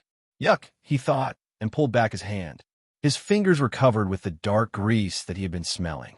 Well, my hands can't get any greasier, he decided, and pulled the partially open lid wider so that he could shove in both hands. He took a firm grip on the grease-covered metal he felt and pulled it out. He was holding a submachine gun. He quickly replaced the weapon and put the lid back on the crate, then wiped his hands on a rag. He looked around the hold at the other crates. There must be a whole arsenal down here, he muttered. As he looked around one last time, he noticed a group of fiberglass and steel boxes sitting in one corner of the hold. What else do they need? He wondered as he moved to open the top box. There, nestled in a foam cradle, was a machine that so surprised Joe that it took him one long moment to recognize what it was, a lie detector. Guns and gadgets. What is going on here? He whispered. I've got to tell F. Just then he heard a sound. He squeezed himself into a perfect hiding place made by a gap between 2 crates. He could just make out the high-pitched voices of 2 men who seemed to be stationary. They were clearly arguing about something. Joe carefully edged his way between the crates toward the voices. He rounded the last crate in the row and found himself facing a steel door. The door was open a crack, and the voices were coming from inside. I'm starving, said one voice. I'm going upstairs to get some chow. You know the orders, said a second voice. No mingling with the crew. We're supposed to keep out of sight until we get offloaded tomorrow. Just my luck to be stuck with a by-the-book partner, said the first man. I'm making the same money you are, said the second. And I'm not going to risk losing it. Well, there's no way I'm going to wait 1 minute more to get fed, retorted the first man. He pulled open the door and stepped out. It happened too suddenly for Joe to hide. The man and Joe stared each other in the eye. Joe opened his mouth, searching for some kind of explanation. But the man wasn't waiting for an explanation. Before Joe could blink, the guy launched a savage left hook. Before the fist connected with his jaw, all Joe had time to do was form a single word in his mind. Caught, he thought, and then the punch sent him spinning into a pitch-black night streaked with multicolored shooting stars of pain. Chapter 8. Joe was down but not out. Even with his mind teetering on the brink of consciousness, his body reacted instinctively. The moment he hit the floor, he started rolling, away from the fist that had sent him heading toward dreamland. At the same time, Joe shook his head, trying to clear away the cobwebs. The next couple of seconds seemed like hours as he stopped rolling, tense his legs to get to his feet, and force his eyes to open, although that was the last thing he wanted to do. Through a blur, he saw that the man had followed him. What Joe could see all too clearly but couldn't do anything about was the tip of the man's boot heading straight toward his chin. It never made it. There was a clang so loud that for an instant Joe thought someone was pounding a gong inside his head. Then there was a series of crashing nodges like the sound of dishes breaking. On his hands and knees, still dazed, Joe watched helplessly as Frank lifted the steel tray and brought it down on the back of the man's head again. Then he whirled around to face the other man, who was coming out of the room. He swung the tray in a level arc so that the edge caught the second man in the stomach. Then, As the man doubled over, Frank lifted the tray up and crack. It hit the bottom of the man's chin, snapping his head back. He toppled backward, hit a wall, and crumpled to the floor. Frank gave both fallen men a glance to make sure they were unconscious. Then he went to Joe, who was still trying to struggle to his feet. "You okay?" he asked, helping Joe up. Joe touched his chin gingerly and winced slightly. "Bruised, but nothing broken," he said. "Thanks for showing up in time. The tip of that guy's boot could have done a lot more damage than his fist. How did you get here, anyway?" "Bit of luck," said Frank. "While I was sitting around in the galley, the cook told me to rouse Sam. Seems it was Sam's job to deliver chow to these guys down here. Nobody else was supposed to talk to them. But when I told the cook that Sam was sacked out and would get real mad if I woke him up, the cook decided it wouldn't hurt for me to bring the food down if I did it real fast and kept my mouth shut. Needless to say, I was glad to oblige. It seemed like a terrific chance to find out more about what's happening. I didn't realize it'd also be a chance to get you out of jam." Joe couldn't argue. "No risks, no rewards," he said weakly. "And for this risk, I discovered that this hold is filled with crates of weapons and some really weird stuff. I thought we were dealing with arms smugglers until I found a lie detector and a bunch of other electronic equipment over in the corner. Now I don't know what's going on here." "Neither do I," said Frank. "We keep uncovering more questions than answers." "I did learn one thing," Joe replied. "I overheard these two guys talking. Seems they've taken jobs with whoever is running this show. From what they said, they're supposed to be picked up with the cargo." "Hey, that is good," said Frank, looking at the two unconscious men with new interest. "Come on, let's tie them up fast before they come to. Then we can find out what they know." They took some rope off one of the crates and used it to tie up the men. But by the time they had tied the last knots and were waiting for the men to regain consciousness, Frank was having second thoughts about their chances of getting information. "I'll bet they don't know any more than anybody else," he said. "Every part of this operation is kept separate from every other part. These guys wouldn't be told anything until they moved on to the next part of the operation." "Right," said Joe. "If we want to find out what's going on and where, we'll have to do it by ourselves." "Too bad we're not in these guys' shoes," said Frank. Then he paused, looking at the pair with new interest. Joe was quiet, too, as he looked at them. Then he asked, "Are you thinking what I am?" "Probably," said Frank. "The idea is crazy enough." "Crazy enough to work," Joe said. "These guys are about our sizes. And their hair coloring is close to ours, too," said Frank, warming to the idea. "One's got brown hair like mine, the other is blonde like you. We could pass for them if we managed to dodge the crew members who've seen us already." "Should have known you'd be ready to go for it," Joe said, grinning. This was more like it, he thought. He and Frank were swinging into action. It was time to stop running from danger, time to launch an attack. Meanwhile, Frank was thinking out loud. Getaway's policy of keeping its employees in the dark is its strength, but also its weakness, he said. It's impossible to trace them from Florida to wherever headquarters is. But on the other hand, each time we get past one of the roadblocks they've set up, nobody can chase us or call ahead to warn anybody about us. Because nobody knows where we're going after we leave their particular operation. So the same shield that protects the higher-ups protects us, too, said Joe, grinning.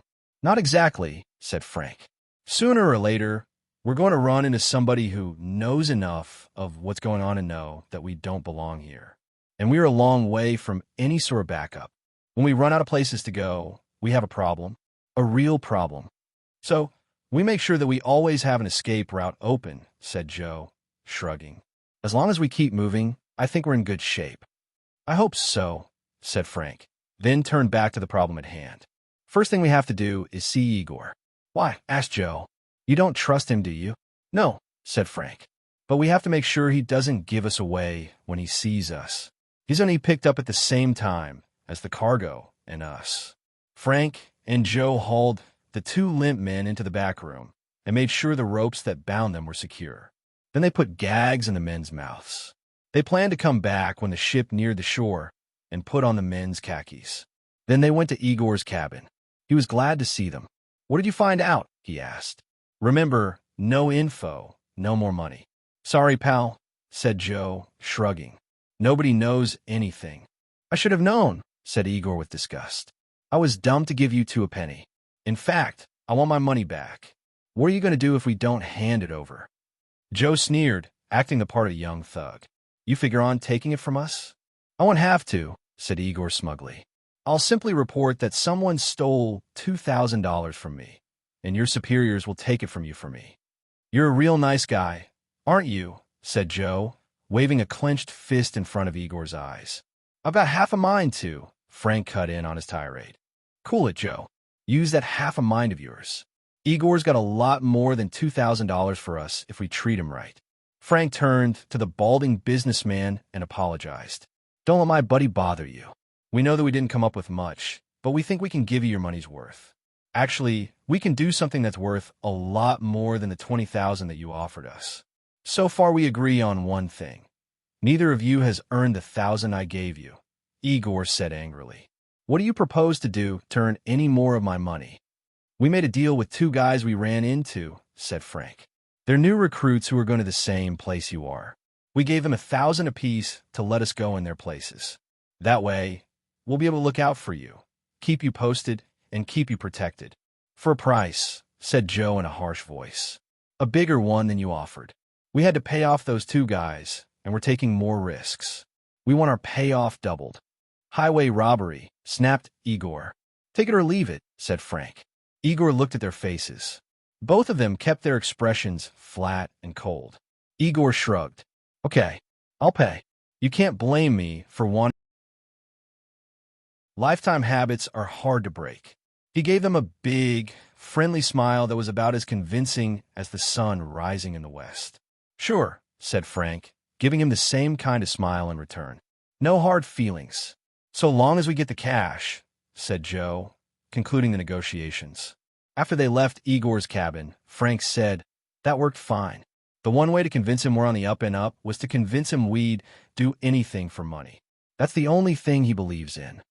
Then he added, I'm heading back to the galley before they come looking for me. We don't want anybody wandering down in the hold and spotting those two guys we tied up. We'll make the clothing switch as close to landfall as we can. Cut down our chances of being caught. Right, said Joe. I'll get some sleep and then relieve you. Wake me when you get tired. They parted in the passageway, and Joe went to their cabin. He hadn't realized how tired he was until he saw his bunk. He didn't bother taking off all his clothes, just his white steward's jacket and his black shoes. He lay down in the bunk and was sound asleep as soon as his head hit the pillow. His sleep was deep, so deep that even when he started dreaming, he knew it was all a dream, as if he were standing a safe distance outside of himself so that nothing could really hurt him. He saw Jeeves, the chauffeur, pointing a gun at him and saying in his British accent, Better start running now, sir. Better start running fast, faster than my bullets. He saw himself running, stumbling over sand that kept slipping beneath his feet, so that he didn't go forward but just kept digging himself deeper and deeper into a hole. Finally, he was at the bottom of the hole, looking up at the light of the sky above. And then the light was blotted out by a face that belonged to Alex, the man who had grilled him and Frank at the Florida mansion. Alex was smiling a sneering, triumphant smile and saying, I didn't have to put you in quicksand, after all. You've dug your own grave. Then Alex began kicking sand down onto Joe's upturned face, and Joe heard himself shouting desperately, Frank, come on. Time to get going. Move it. Then Alex's face was gone, and there was Frank's close to him, right above him. Frank, I knew you'd show up. You know I'd do the same for you, Joe said in relief. Then he saw that Frank's face wasn't smiling, but tight-lipped and grim. And he suddenly realized that Frank's hand was on his shoulder, shaking him awake. He sat up in bed and looked groggily past Frank, and saw Sam standing in the doorway with a gun in his hand and a look of vicious anger on his face. And Joe knew that this was no dream. It was a nightmare made real. Chapter 9. Get on your feet. Fast, said Sam in a snarl that shredded the last doubts Joe had that he was awake and that this was all real. Joe sat up, swung himself down out of his bunk, and stood beside Frank. He needed no prompting to follow Frank's lead when his brother put both hands in the air. What happened? He asked. I was in the galley about half an hour ago when Sam rang and told me to bring him some coffee. When I did, he shoved this gun in my face and told me to lead him to you. I didn't have any choice. And now you don't have any chance, said Sam. You two kids got your nerve, trying to play me for a sucker. How'd you find out? Asked Joe. How do you think? Said Sam. When I woke up from my little nap, I remembered I was supposed to bring those guys down and hold their chow. I went to the galley and found out that Frank had already gone. After I chewed out the cook for breaking the off-limits rule, I went down to make sure Frank kept his mouth shut about what was down there. I guess you know what I found. I guess I do, said Joe, his stomach sinking. And I guess you know what's going to happen to you now, said Sam. I really don't want to find out, said Joe, searching desperately for a way out of this jam. He hoped Frank was doing the same. Frank shrugged, apparently unconcerned, and said, I suppose our luck had to run out sometime. You have to admit, though, we got pretty far. And you're going to keep going far, all the way to the bottom of the sea, said Sam. What are you going to do? Asked Frank. Make us walk the plank. No, that would be too public, said Sam. You won't leave this room alive. After I shoot you two, the only ones who will notice are the fish when you sink past them in the water. Gee, said Frank, I hate to make you miss any sleep while you're waiting for a chance to toss us over the side undetected. You've had so little rest since we left port. Yeah, well, I can sleep all the way back to Florida on the return trip. Not that I wouldn't mind a little sack time right now, but Sam paused to give a big yawn. Yeah, wouldn't mind if he gave another yawn nap. Funny, I feel kind of... He shook his head as if trying to clear it. Maybe you should sit down, Frank suggested. You look tired. Really tired. Maybe I will, said Sam, sitting down. But don't you two get any. Another yawn. Remember, I still got this. And as his eyes closed and his head slumped forward, the gun dropped from his fingers and clattered to the floor. Phew, said Frank with relief. Thought that stuff would never get to work. Stuff, said Joe. What stuff? What happened? On my way back to the galley, I figured I'd look in on Sam to make sure he was still napping, said Frank. He was gone, so I decided to use the opportunity to lift some sleeping pills from that bottle he put back in his drawer. I figured we could use them to knock him out before we jumped ship, since he was the only one who might stop us. Then, when I got back to the galley and he rang for coffee, I saw my chance to knock him out of action. I put in a triple dose. Luckily, he gulped down the coffee while he was questioning me back in his cabin. From then on, I had to hold my breath and pray he'd drop off before he knocked us off. Think he'll sleep until we're off the ship and beyond his reach? Said Joe, looking down at Sam, who had slipped off the chair and lay snoring on the floor with a peaceful smile on his face. From what he said about those pills, we stand a good chance, said Frank. He stooped down to pick up Sam's gun and concealed it in his shirt. Come on, help me lug Sam back to his cabin. For what the cook said, he's known for liking lots of shut-eye. We have to hope that nobody thinks it too strange if he stays sacked out. As they hauled Sam down the passageway, they passed a crewman, who glanced at them curiously. Sam here had a few too many, Joe told him. I warned him, but he wouldn't listen. Yeah, said Frank. He's out like a light, and he weighs a ton. Wouldn't be surprised if he sleeps right through the unloading. Leave us to do his work for him. It wouldn't be the first time Sam pulled a stunt like that, said the crewman. The guy drinks like a fish and sleeps like a log. The man looked at Sam, who by now was snoring loudly. He shook his head with disgust and continued on his way. This may actually work, said Joe as they deposited Sam onto his bunk. Don't my plans always work? Frank replied with a grin. I won't answer that, said Joe. I want to stay optimistic. You've got to keep the faith, chided Frank. Now let's go after those two guys in the hold. They should still be where we found them, since they're not supposed to show themselves to the crew. Again, Frank was on target. When he knocked on the door of the cabin in the cargo hold, a voice answered from within. Who's there? Sam, Frank answered.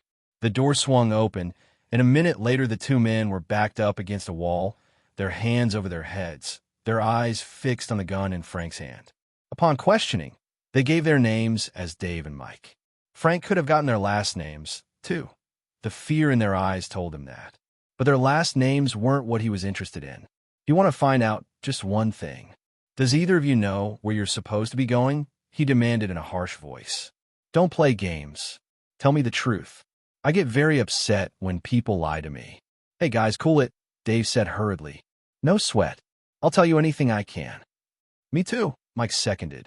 I'm just in this for the money. And there's no amount of money worth dying for. Good to see that both of you are using your heads, said Frank. Now talk. Trouble is, said Dave, there's not much I can tell you. All I know is I answered an ad for adventurers only, and I was promised really good pay for 2 years' work if I followed orders and didn't ask any questions. Same with me, said Mike. The guy who hired me wouldn't tell me where I was going. I was just supposed to be picked up on a beach near Miami, which I was by limo, along with Dave here. We couldn't even see out the limo windows. Next thing we knew, we were being grilled by some guy in a big old house. And then we were stuck down here and told to stay here until we were offloaded. Honest, we're in the dark about this whole deal. You've got to believe us, pleaded Dave, staring at the revolver in Frank's hand, sweat beading his forehead. I don't know why I should, but I do, Frank said in a grudging voice. You guys are lucky we're such trusting souls, said Joe, silently agreeing with his brother that the guy's stories made sense. But don't push your luck. One wrong move, and we'll turn out your lights for good. Yes, sir, said Mike. Anything you say, said Dave. They were as good as their word. Frank and Joe quickly traded clothes with them, then tied them up and gagged them once again. Luckily, they don't know where we're going, so they can't help anyone find us, said Joe. Frank nodded, then stifled a yawn. Maybe we ought to join Sam in Dreamland for a couple of hours. There's nothing to do now but wait for landfall at dawn. Joe found himself yawning too. Guess you're right. I'll set the alarm on Mike's watch to wake us at 5, said Frank. Hope there are no rude awakenings before that, said Joe soberly, climbing up into the upper bunk in Dave and Mike's quarters. Frank lay down in the lower one. It seemed like only minutes before the beeping of the watch woke them. They had barely washed up in the lavatory, connected with the cabin, when they heard the sound of men and machinery outside in the hold. Let's get out of here before somebody comes and sees these two tied up, said Frank. He started to hide the gun in his shirt again, then stopped and shook his head. He thrust it under the mattress of the bottom bunk. We're better off without this. Dad always says that carrying a gun usually gets you into more trouble than it gets you out of. What we need is brain power, not firepower. Right, agreed Joe.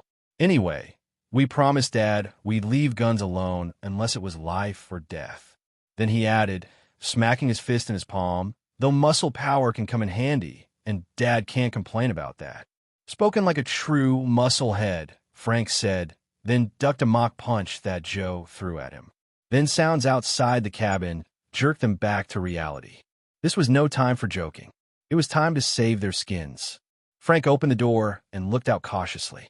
Crewmen were loading the crates in the hold onto wooden pallets, attaching the pallets to cables descending from the open cargo hatch above and standing aside to watch them being lifted up and away. Wonder where the stuff is going, Frank muttered, leaving the cabin and signaling to Joe that it was safe to follow. Everyone was too busy to notice them. We'll find out quickly enough, said Joe. Let's get up on deck fast before the activity slows down. Minutes later, they stood on deck in the faint early morning light. The yacht was anchored close to shore in a natural deepwater cove. On the shore, a tall crane was lifting the loaded pallets out of the hold and depositing them on the ground. There, men driving forklifts were picking up the pallets and carrying them into an opening in a thick tropical forest. I can see why they picked this time of day to unload, said Frank. There's enough light to see, but it's still dim enough for them to avoid easy detection. Their security never lets up. Just then a voice from behind made them wheel around. Mike? Dave? About time you two showed up. A man in crisply pressed khakis with a gleaming leather belt around his waist stood facing them. He was slapping his hand impatiently against his thigh below a holster that hung from his belt. The expression on his face told Frank and Joe that his eyes, invisible behind dark aviator sunglasses, were glaring at them. Although he wore no sign of rank, it was clear who was in command. Both Hardys snapped to attention. Sorry, sir, Frank said. The guy on the ship was late waking us, said Joe. I haven't got time to listen to your excuses, the man said. Which of you is which? Mike here, said Frank. Dave here, said Joe. Okay, the man said. Continue using first names only, but now you're Mike 7 and you're Dave 11, to avoid confusion among personnel. Got it? Yes, sir. Frank and Joe responded in unison. Now lift your arms above your heads, both of you, the officer ordered. Frank and Joe instantly obeyed, and the officer quickly frisked them. Good, he said, stepping back and indicating that they could lower their hands. Some recruits disregard instructions and arrive armed, which is bad news for everybody. Some guys are too dumb to live. "Not us, sir," said Frank fervently. "We know how to obey orders," Joe seconded. "That's a very healthy attitude." "Healthy for you," said the commander. "Now let's move it." He led the way off the yacht onto the gangway that stretched between the ship and shore. As soon as they were on land, the commander nodded to a crew of men in nearly identical khakis, who started unhooking the gangway, getting ready to wheel it away. The commander marched Frank and Joe toward the opening in the forest where the cargo was being taken. The light was still too dim for them to see what was in the jungle shadows. Only when they reached the edge of the forest could they see what was waiting for them. Waiting among the trees was a train, a small diesel locomotive with a passenger car and a string of 5 boxcars. "Put your eyes back in your heads. It's real," snapped the man. All aboard. Frank and Joe climbed into the passenger car. It was the kind seen in old black-and-white European movies, with a passageway running beside several separate compartments. Each compartment contained seating for 6, 3 seats facing 3 more. As they passed the first compartment, they saw Igor sitting inside, flanked by stone-faced men in khaki. He was trying to look at ease, but sweat was pouring down his face. "You two are in luck," the commander said. "You get a compartment all to yourselves. There aren't many passengers this trip. Make yourselves comfortable. See you in a couple of hours when we reach the ranch. Your orientation starts there."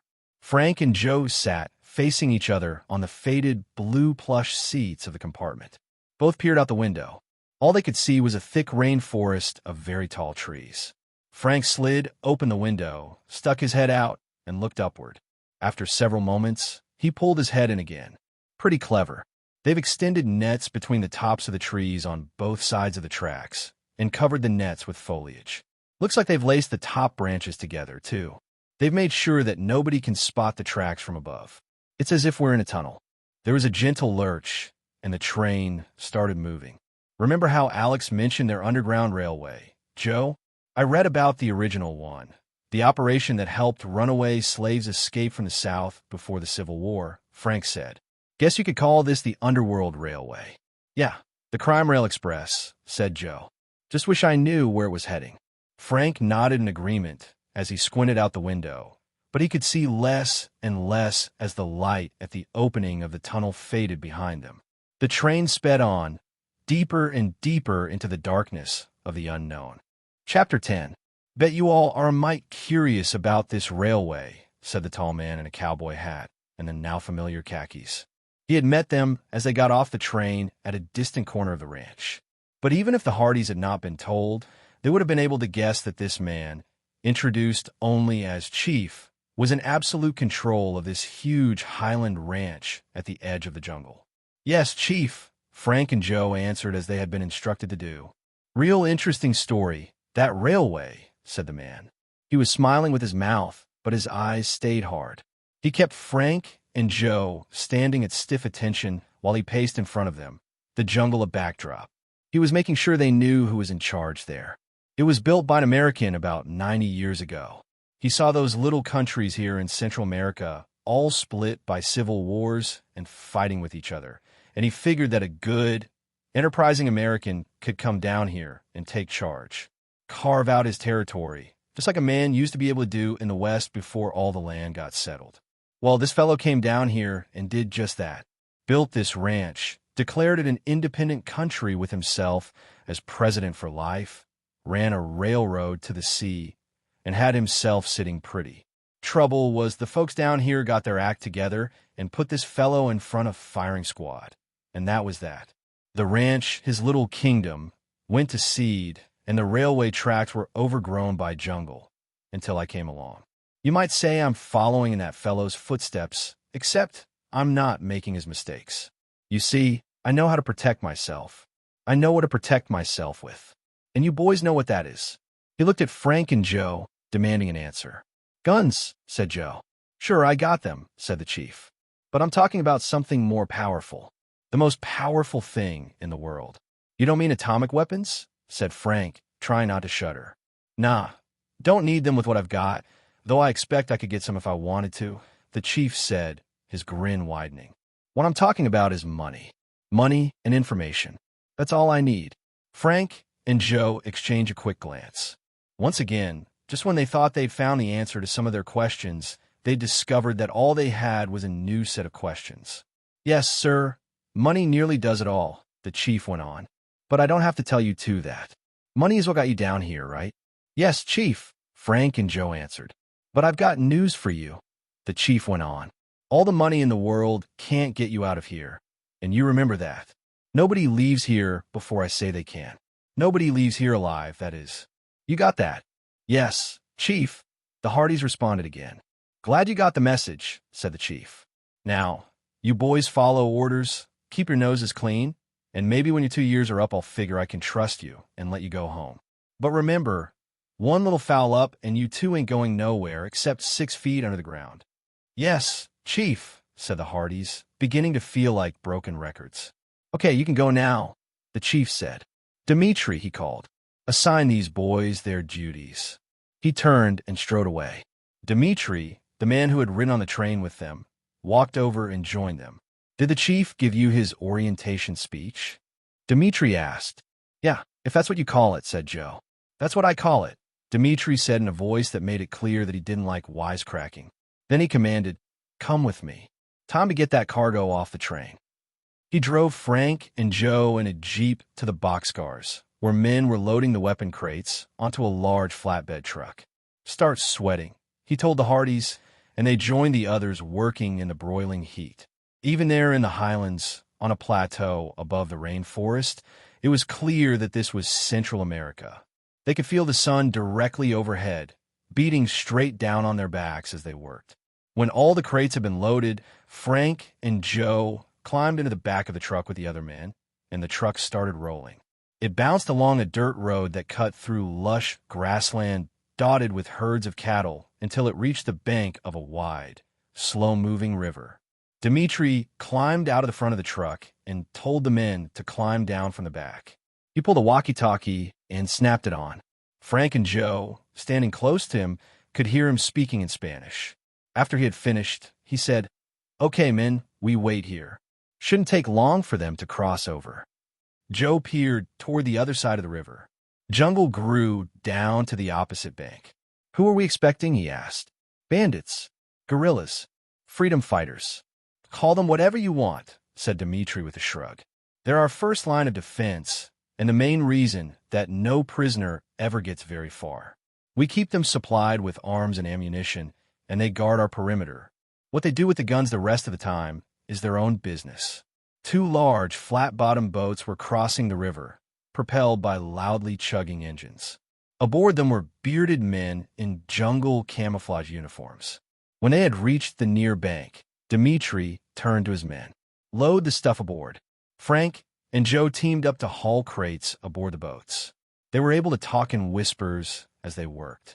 They've sure got this place sewn up tight, muttered Frank, grunting as he bent to lift one end of a heavy crate.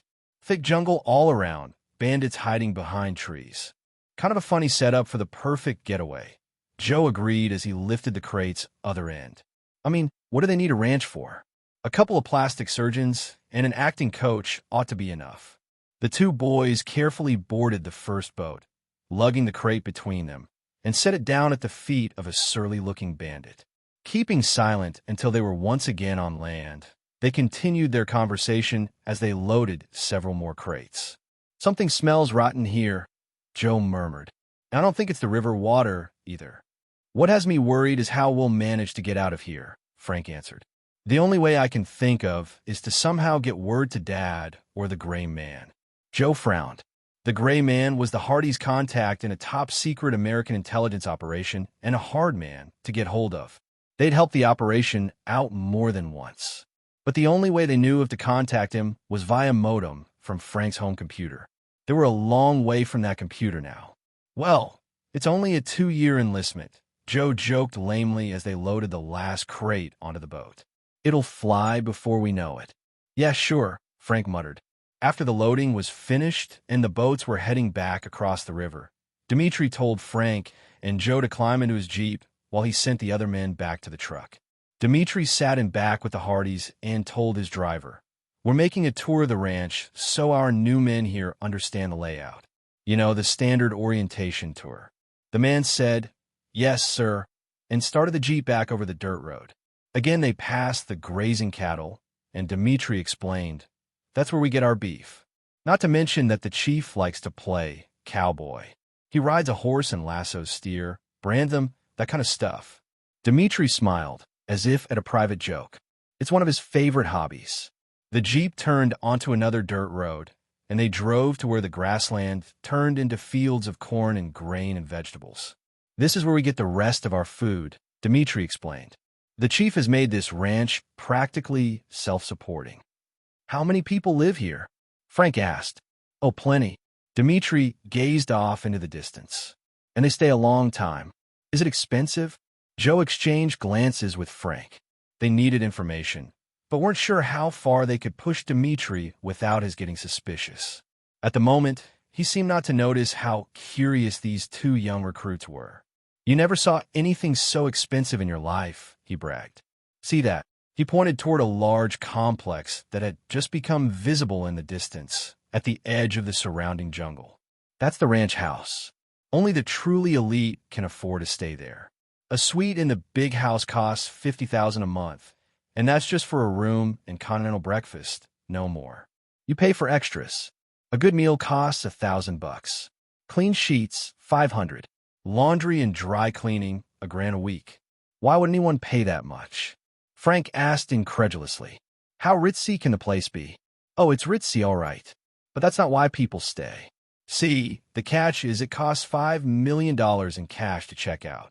"5M," Frank started to say, but Joe stopped him with a nudge in the ribs and a gesture toward the cornfield to one side of them. There, a group of men and women chopped wearily at some weeds. A man in khakis with a rifle in the crook of his arm was overseeing them.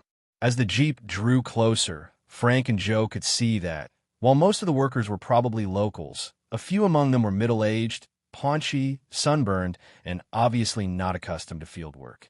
All wore ragged clothing and frayed straw hats that did little to keep out the burning sun as they hacked methodically at the soil. They were clearly bone-weary. Suddenly, there was a small commotion. One of the workers had fallen to the ground and lay still, face down. The other workers gathered around him. Dmitri told his driver to head over to the scene of the trouble so that he could check it out. When the Jeep arrived, Dmitri climbed out, followed by Frank and Joe. By now, the man who had collapsed was being helped to his feet by fellow workers, while the guard looked on in a bored way.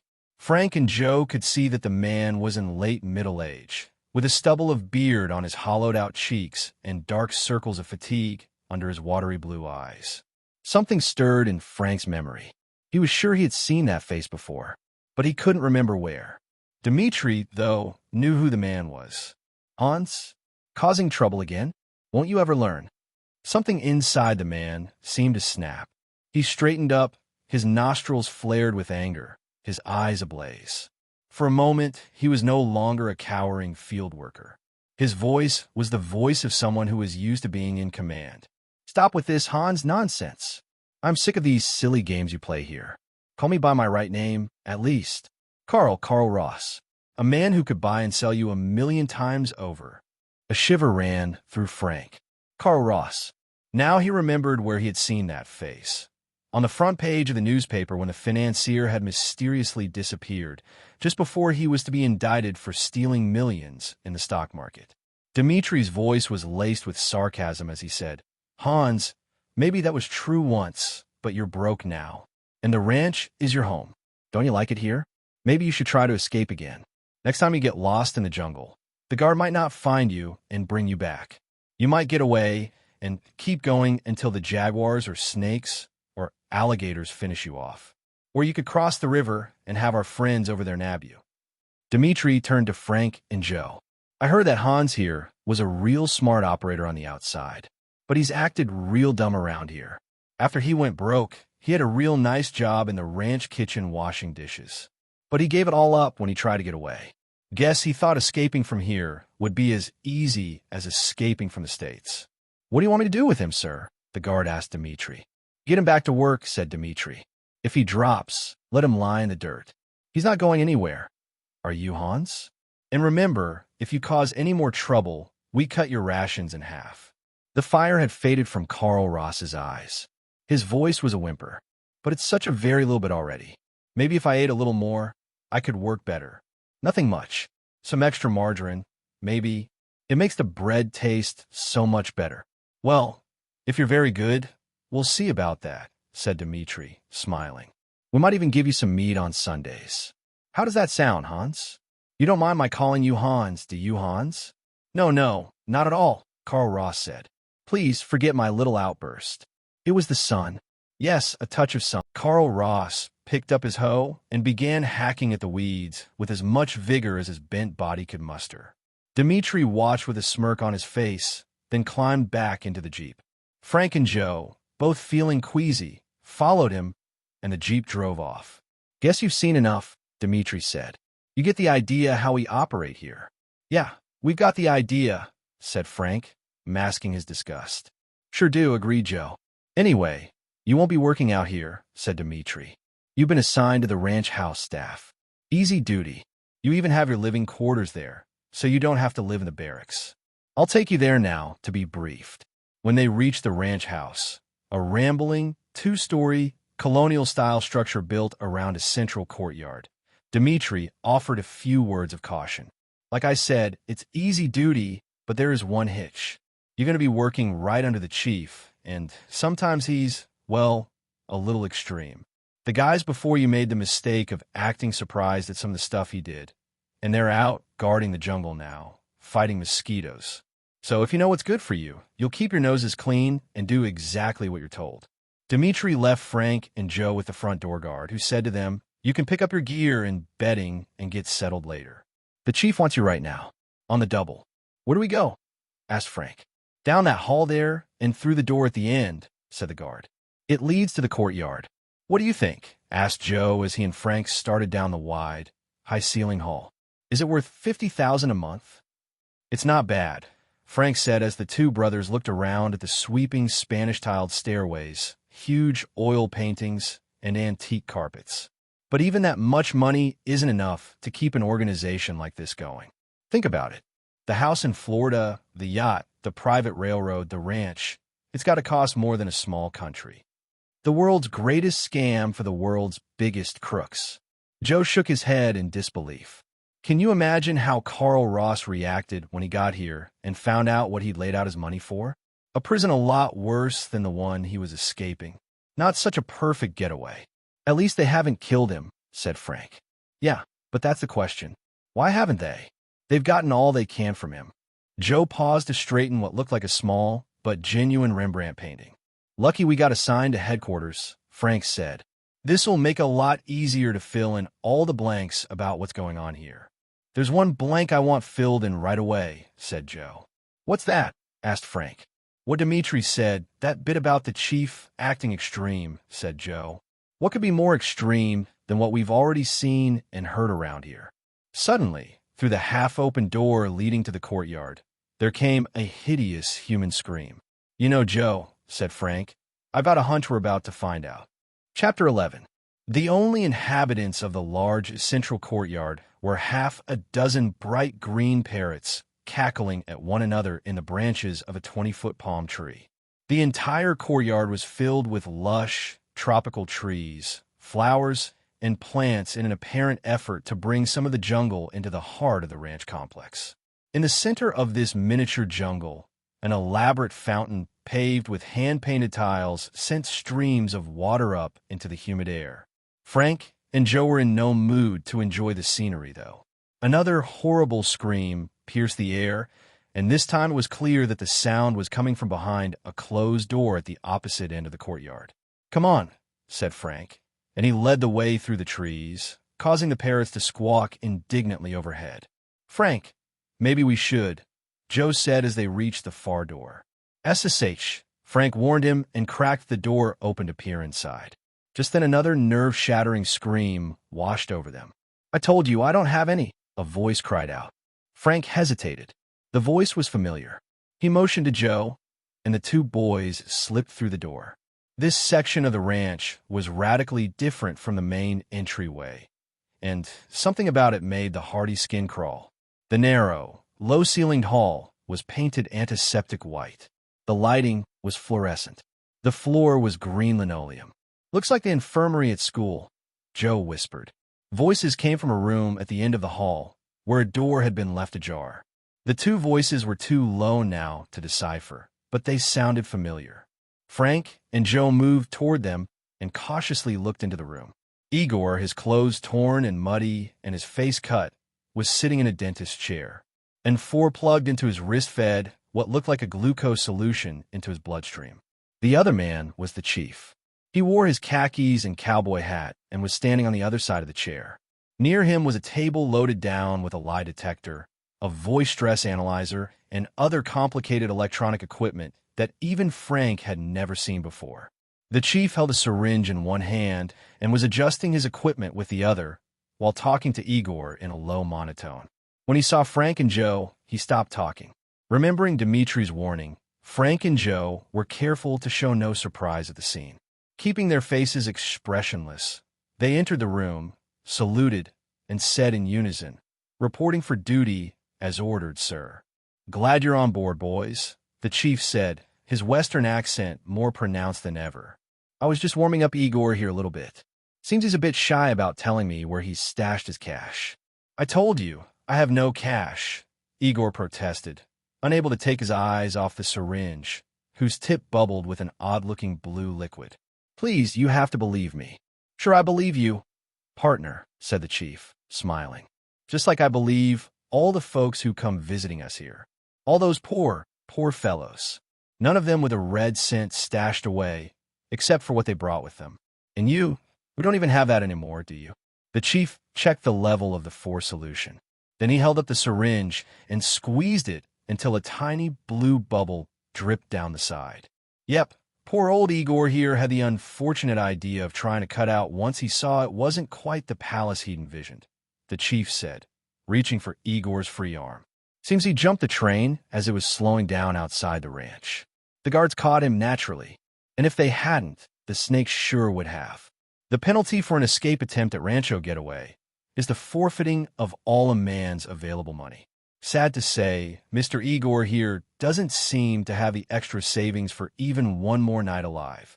I liquidated all my assets before I left the States," Igor babbled frantically, watching in horror as the chief prepared to inject him with a poisonous-looking blue chemical. "Gave it all away. I didn't think I'd need it anymore. That plus $1 will get you a cup of coffee," the chief said impatiently. "Now, this won't hurt much. You'll just feel a cold shiver up your spine, kind of like a rattlesnake bite. Hold him down, boys, will you? He's squirming around too much." Frank and Joe stepped forward hesitantly and placed their hands on Igor's shoulders, ignoring the desperate, mute appeal for help in his eyes. The chief brought the syringe closer to the surface of Igor's skin and lined up the needle with a vein. Joe's eyes sought out Frank's in alarm. Each knew what the other was thinking. How long could they let this go on? Igor might be a crook, but nobody deserved this. The chief pulled back his finger to plunge the needle in. Joe tensed his legs, ready to tackle him in an instant. Okay, you win." Igor's voice was hoarse with fear. "I've got savings. Swiss bank accounts. You can have it all. Just get that thing away from me."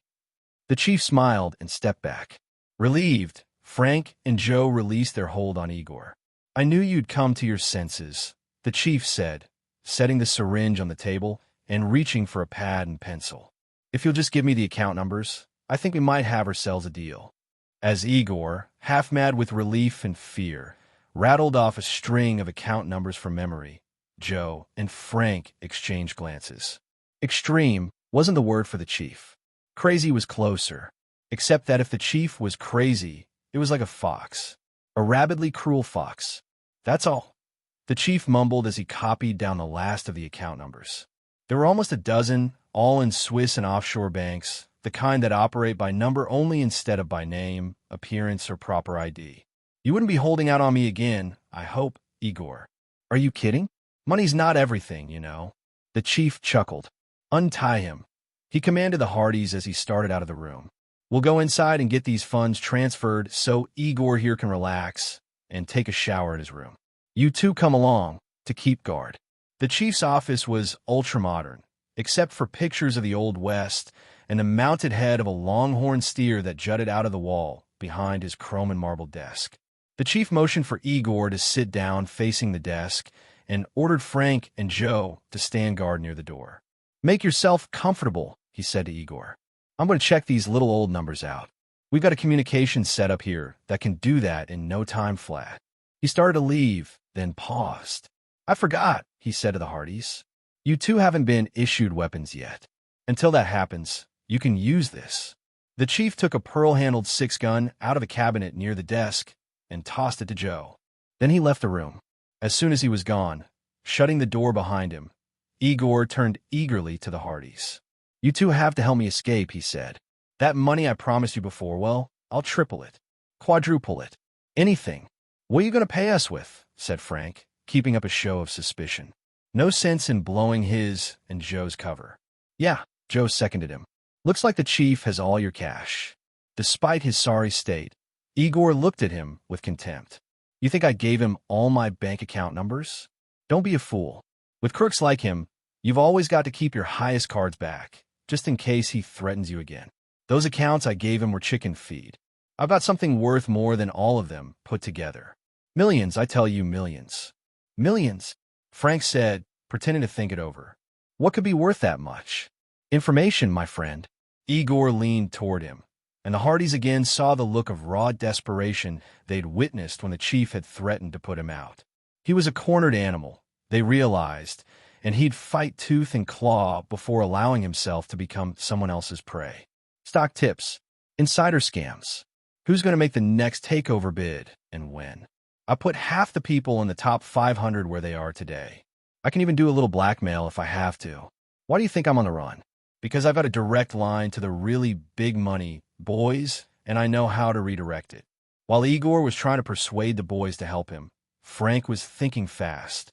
He and Joe had to get out of this place, anyway, had to report this ranch to the authorities. There were valid reasons for taking Igor along. They could hand him over to the law, which would make him pay for his crimes. Whatever those crimes were, they couldn't be bad enough to justify leaving him to the chief. "Sounds good," he said cautiously to Igor, "but I have to see what my buddy here thinks." "It's a deal," said Joe. "But remember, we don't let you out of our sight until we have the money in our hands. And I'll have this in my hand all the time." He indicated the 6-gun he was holding. "Afraid that gun's not much good to you," said the chief's voice. They whirled around to see him standing in the doorway. In his hand was another 6-gun, the twin of the one he'd given Joe. "That gun I tossed you isn't loaded, but the one I have is." Frank realized instantly what had happened. "You got your office bugged." "Smart boy," said the chief, and made a brief gesture with his gun toward the mounted steer head on the wall. "That steer has ears, but you should have been smarter sooner. You two boys made the same mistake as the 2 boys you're replacing. They stood here in this very room with that big-deal financier from New York, Carl Ross was his name, and they listened to him when he talked about the money he was holding out on me. You won't be seeing them around anymore. And as for Ross, he's not going to be bribing anybody else because he's got no money and no special contacts left to bribe them with." "A setup," Igor murmured, unable to believe he'd been had. "You were planning this all along." "Sure I was, partner." The chief swung his icy gaze to the exhausted man. "Even your liquid assets aren't enough to make a profit on a place like this. What I need is power, knowledge, leverage. I need to own people. That's what gives the ranch the sweet smell of success." Slumped in his chair, Igor looked like a deflated balloon. The presence of lie detectors and similar equipment in the back room clearly made more sense to him now. With a gesture of defeat, he picked up a pen and started writing down names on a piece of paper. "That's right," the chief said, peering over his shoulder. "Whatever you can give me. Just make sure I can make it stick. You already told me what I can get out of this. Millions, I tell you, millions." Igor didn't answer. He continued writing, lost in silent despair. "Now that our business is over with, I get to deal with you 2 boys," said the chief, smiling. "That's the fun part. I figure we can have a little lassoing contest in the corral out back. I used to be a pretty fair cowhand years ago. I grew up on a ranch like this, but smaller. I'll tell you what. If you can make it to the corral gate, you'll get to work in the fields. If you don't make it, you're going to fertilize them. I'm afraid the two boys before you were a mite slow. Disappointing, really. I'd hoped for more of a challenge. But you two look very fit. Maybe you'll give me a run for your money. Or I guess I should say, a run for your lives. The chief looked Frank and Joe up and down as though he were inspecting livestock. I'll take you one by one. Who wants to be first? Me, Frank and Joe said at the same time. Believe me, my buddy is as slow as molasses, Joe added quickly, before Frank could say anything. He's strictly long distance, not a sprinter like me. The chief said nothing, just continued to size them up. Then he nodded. Okay, I believe you. You first, boy. And remember, I want to see some speed. You'll get it, said Joe with a show of bravado. No way you're going to get that rope around me, old man. The chief grinned, looking delighted. That's what I like to see, a little spunk. Roping you in is going to be the most fun I've had in a month of Sundays. He turned to the others. You two can wait here while I play my little game with your friend. Holding his gun on Joe, he motioned him out of the office, then locked the door as he left. He and Joe walked back to the large corral behind the ranch house, an elaborate construction with high walls of corrugated metal, an attached stable, and all the paraphernalia necessary for a real big-time rodeo. Go on, get in there, the chief said, pushing Joe into the corral and locking the gate after him. I don't figure you're going to make it to the gate, he explained. But even if you do, if my horse stumbles or something, you're still not going to get away. The only thing you're going to escape is the cemetery. Fair enough, said Joe, doing some stretch exercises to loosen up his muscles. Just watch my dust. The chief shook his head. It will be fun cutting you down to size. Maybe I'll even put my brand on you. There was a nasty edge to his voice. I wonder where I should put it. The center of your forehead might look good. Move on out to the middle now. I'll be there in a minute. Joe watched the chief head for the stable, then turned and surveyed the large corral. Halfway across, it was a long distance for a sprint. Joe started across, slowly. From a stable, he heard the whinny of a horse. Then suddenly, behind him, he heard the crack of a gun. The chief sat astride a palomino in a cubicle near the gate. The 6-gun in his right hand was pointed in the air, and his left hand rested on the lasso that was wrapped around the saddle horn. Coming out of chute number 3, the chief shouted in a rodeo announcer's voice and shoved the gun into the holster at his hip. The door of the cubicle shot up, and the horse raced right for Joe as the chief gave a wild, ear-shattering whoop. At the first sound, Joe started moving as fast a start as he had ever made. His feet were pumping beneath him, his heart was pounding in his chest, and his lungs felt as if they would burst. He rounded the corral, approaching the gate from the opposite side, steadily getting closer. Then he felt the rope drop down over his shoulders and tighten, and he heard the chief's cry of triumph. You lost, boy. You're dead. Chapter 12. That was what Joe had been waiting for. As soon as he felt the rope tighten around him, he came to an abrupt halt. At the same moment, he grabbed the rope in both hands and yanked with every ounce of his strength, praying that he had made his move fast enough to stop the chief from bracing himself in the saddle. It worked, just as Joe had gambled it would. Caught by surprise, the chief didn't have time either to brace himself or to let go of the rope. Instead, his hands instinctively tightened on the rope, and he flew out of the saddle, hitting the ground flat on his face. Before the chief could roll over and draw his gun, Joe straddled him and grabbed the gun from his holster. Joe stood up, shrugging off the rope that still hung loosely around him. Okay, Chief, on your feet. The game's over. And guess who won? In case you don't know, keep your hands in the air, or, as you'd say, reach for the sky, partner. The chief looked at the gun and followed orders. But his eyes were blazing. You're not going to get away with this, boy, he snarled. You're going to pay. Unless you follow orders, you're going to get paid off with this, said Joe and raised the gun so that it was pointing right between the chief's eyes. He wanted to make sure the chief believed he would use it, because Joe had a feeling that he wouldn't be able to, even in a pinch. Okay, boy, the chief said hurriedly. Just be careful of that piece. The trigger's kind of sensitive. The least little thing will set it off. Fine, said Joe. Make sure you don't supply that least little thing. The chief didn't have to be told where they were going. He unlocked the gate and headed out of the dusty corral and back to his office, where he unlocked the door without being told. Igor's mouth dropped open when he saw the chief enter, with Joe following, gun in hand. "How did you?" he started to ask. But before he could finish, Frank grinned and said, "I figured you'd pull it off." "You should have seen it," Joe said. "Both you boys better fasten onto one idea now," said the chief, careful not to make any sudden moves, but not hiding the menace in his voice. "No way you're getting away with this. You can't escape. There's jungle all around. And the longer you hold me, the rougher I'm going to be on you when you realize you can't escape and have to give up." "Maybe he's right," Igor said. "Perhaps we can make a deal." "You never learn, do you?" said Joe with disgust. "You can't make a deal with someone like him. Besides, we won't have to make a deal. Not when we can make tracks," said Frank, his eyes lighting up. Joe recognized that light. Frank had an idea. "What kind of tracks?" asked Igor. "Railroad tracks," said Frank. "We arrive by train, and we can leave the same way." By now, Joe had the idea. He pointed at the chief with his gun. "Yeah, we've got our ticket right here." "What makes you boys think?" the chief began. "We don't think, we know," said Frank. "We know that you're going to pick up that phone and order the train to get ready. We know that you're going to order that all your guests be rounded up and put in a ventilated boxcar. We know that the train's going to pull out of here in a couple of hours, with us and you aboard. And, oh yes, we know that there'll be enough provisions on it to feed everybody until that yacht arrives on its regular run to the coast, and you can give orders for it to take us back to the States.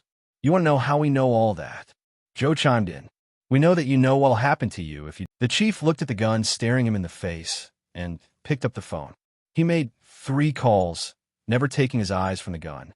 With the first call, he ordered that the train be readied. With the second, that the boxcars be loaded with all the guests from the ranch. And with the third, that 4 days' worth of food and drink be loaded in another boxcar. When he was asked if any men would be required to go along as guards, the chief gave a glance at the gun and said, "No, the 2 men he had with him would be enough." That was the only question he was asked. Frank, listening closely for any signs of trickery, wasn't surprised. The chief was the kind of boss who gave orders and demanded unquestioning obedience. Meanwhile, Igor was rejoicing. "Great work," he said. "When we get out of this, I'll give you that bonus I promised. Or, if you prefer, you can give me that money to invest, and I'll make you really rich." "Thanks, we might consider that," said Frank, barely able to suppress a grin. Igor simply couldn't pass up an opportunity to try a scam, even under these circumstances. "Yeah," said Joe, keeping a straight face, too. "We could use the help of a financial whiz like you." Igor gave them a genial smile. Then his expression clouded. "There's one thing I don't understand. Why are we taking along those others? They all must be broke by now. What good are they?" Frank tried to think of an explanation that would satisfy Igor. "They might have money still hidden away. You never know." "I doubt it. But I'll leave that to you," said Igor. "I believe in the free enterprise system." He rubbed his hands together in anticipation. Frank and Joe knew that this wasn't the time to let Igor know that he and the others were heading back to the States to be put into the hands of the law. Frank did figure, though, that it was time to find out more about Igor. "Say, Igor," he said, "since we're going to be partners, we should know your real name." "I understand. It never hurts to be prudent," said Igor, still smiling his oily smile. "Perhaps you've read about me. My name is Tanner. Adolf Tanner." Frank and Joe glanced at each other. Adolf Tanner, Gregory Miller's boss. The guy who had disappeared, leaving Marcy's father holding the bag. "Adolf Tanner," said Frank, wrinkling his brow, pretending to try to remember the name. "Seems to me I did read something about you. You vanished, but somebody working with you got caught. Some guy called Muller or Milner or something like that," added Joe. "Miller," Tanner said. "Gregory Miller. He worked under me, not with me. Your typical Boy Scout. Before I left, I doctored my books to make it look like he was the one milking my company. For insurance, I had one of my men stick a briefcase full of cash in his closet to make it look like he was planning to escape. If I'm lucky, the police will also suspect him of doing away with me to cover his thefts. He'll wind up in jail, and I'll be in the clear. Beautiful, you have to admit. I have to hand it to you. You are one shrewd operator," said Frank. Now, especially, both Hardys couldn't wait to get back to the States. They had solved the mystery they had set out to solve. They had found out the truth, about Marcy's father. They had caught the real crook, and it should be simple enough to prove that Mr. Miller had only called Perfect Getaway in an effort to track down Tanner. How he had heard about it, they'd have to ask him later. Now all they had to do was deliver their catch. They didn't have long to wait for the delivery mechanism to start operating. In half an hour, the chief's phone began ringing. Each time it rang, the chief picked up the receiver and merely listened to the caller. Then he said, "Very good," hung up, and relayed the information. The train was made ready and turned around to head back toward the sea. The supplies were loaded into a boxcar. Finally, the prisoners were loaded aboard. "Time to move out," said Joe. "I'm putting this gun in my pocket, but my hand's going to be resting on it. One wrong move from you, Chief, and you'll find out how fast I can pull the trigger. Hope I'm coming through loud and clear." The chief nodded. With Joe right behind him, he led the way out of the room. He looked neither to his right nor his left as the group passed the guards at the entrance of the ranch house and climbed into a waiting jeep, Joe sitting close beside the chief. The sun had set, and a full moon was just rising, bathing the land in a silvery glow. The jeep drove them to the ghostly train, shimmering in the moonlight. Only a dim light from the train's interior added to that illumination. Security, as always, was tight. Dmitri was waiting with a squad of men. He opened the jeep door and stood at attention as the chief climbed out, followed by the others, with Joe in the lead. "Hey, where do you think you're going, Igor?" Dmitri barked. "You go back in the boxcar with the other prisoners." Tanner opened his mouth to protest, then caught himself. It was clearly all he could do to keep from winking at Joe and Frank as he responded meekly, "Yes, sir." "Sorry, sir." After he was let off, the chief and the Hardys entered the passenger car, followed by Dmitri. "Will there be anything else, Chief?" Dmitri asked. The chief's eyes flicked around to meet Joe's hard gaze. Then he looked at Dmitri and said, "No, you're dismissed. Tell the engineer to get the train moving." After Dmitri left, the chief and the Hardys sat silently in their compartment until the train started rolling. "Glad to see you're being sensible," Joe said. "That means you're going to stay alive. Don't look so mad, though. Life in jail won't be so bad. I'm sure you'll be out in 20 or 30 years. "You," began the chief. But when Joe pulled out his gun, the chief swallowed the rest of his sentence. "Time to make some changes," said Frank, checking out the window to make sure that the ranch was out of sight. "Let's pay a visit to the engineer."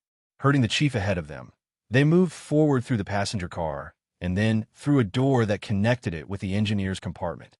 The engineer had the train controls set on automatic. He was sitting back in his seat with his eyes closed. Frank tapped him on the shoulder. He looked up, saw the chief, and leapt to his feet. "Sorry, sir," he babbled. "Just taking a little break. Won't happen again. Then he saw the gun in Joe's hand.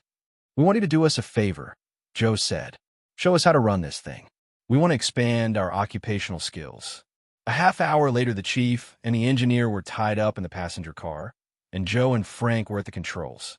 Tanner seemed a little disappointed that he had to go second class. "I'm afraid Tanner has a lot of disappointments coming up," said Joe as he moved a lever to speed up the train. "This is fun. When I was a kid, I always wanted to drive a train." "Okay, Casey Jones, just keep your eyes on the tracks and don't lose your head," said Frank. "You know me," said Joe, increasing the speed still more. "That's the trouble," said Frank. "I don't want to have survived all of this only to wind up in an old-fashioned train wreck." "No problem," said Joe. "Clear track ahead." Frank couldn't argue. The front lights of the train had come on when the train entered the tunnel formed by the foliage overhead. The gleaming rails stretched unbroken into the darkness. After a while, Joe rubbed his eyes. "I have to admit, this job is tougher than it looks. Those rails are almost hypnotic, and we haven't had a decent night of sleep since we left Bayport." "You're right about that," said Frank. "Good thing we're practically at the end of the tunnel." He couldn't stop his mouth from opening in a wide yawn. Then his eyes widened, and his yawn froze. For a second, all he could do was make a gasping sound. Then he choked out, "Put on the brakes, or we'll crash." He didn't really have to say anything. Joe, too, had spotted the felled trees lying across the track.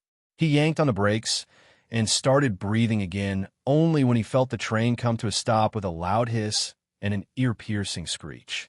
"Let's get out and see," Frank began. But he and Joe only had to glance out the window behind them to see what had happened. Dmitri was standing there, gun in hand.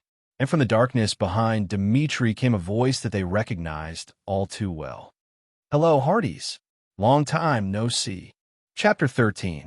Frank and Joe instantly recognized a squat man with a mustache who held them at gunpoint. "Alex," Frank managed to say. "How did you get here?" said Joe in a stunned voice, remembering their last sight of Alex in the mansion on the Florida Key. Alex smiled. "Me? Explain anything to brilliant detectives like the Hardys?" he said sarcastically. "I wouldn't be so presumptuous. I'll let you try to figure it out until we get you back to the ranch. If you still don't know, the chief can explain before he tells you what he's decided to do with you." Alex's smile widened. "I want to be around for that. Should be fun." A half hour later, Frank and Joe were back at the ranch, along with the chief, Alex, and a squad of armed guards. They had all been flown there in the same helicopter that Alex and the guards had used to beat the train to the end of the tracks. A few men had been left behind to turn the train around and return its human cargo to captivity. When they were all in the chief's office, Alex asked the two boys, "Well, have you figured out how I got here yet?" Frank had been thinking about it the whole trip back. "You must have had some kind of emergency plan in case somebody got through your security shield," he said. "I should have thought of that. The chief would want to cover his bases in case somebody goofed up." "Now you're talking horse sense, boy," said the chief. "Too bad you thought about it too late." As soon as that fool you put to sleep on the ship woke up, he found those two recruits tied up and reported what had happened to the captain. The captain then went to his safe and got out a sealed envelope he'd been told was to be used only if somebody slipped past what you call our security shield. There was a phone number in there. As soon as the ship got to the nearest island, he made the call and talked to Alex, who took it from there. The captain never even had to break radio silence. "All according to the chief's faultless plan," said Alex, shamelessly flattering the old man. "The chief thought of everything. All I had to do was open my own sealed envelope, which gave me a flight plan to the ranch. I flew down in a company plane, and when I arrived here and heard that a couple of new recruits named Mike and Dave were with the chief and the prisoners on a train trip to the coast, it was easy to see what was happening. All I had to do was load up the ranch helicopter with men and cut you off." He slapped his thigh with boisterous amusement, sure to get a kick out of seeing the look on your faces. "You look like you'd seen a ghost. And now we'll see what's going to happen to you," said the chief, enjoying the look that now appeared on the Hardys' faces.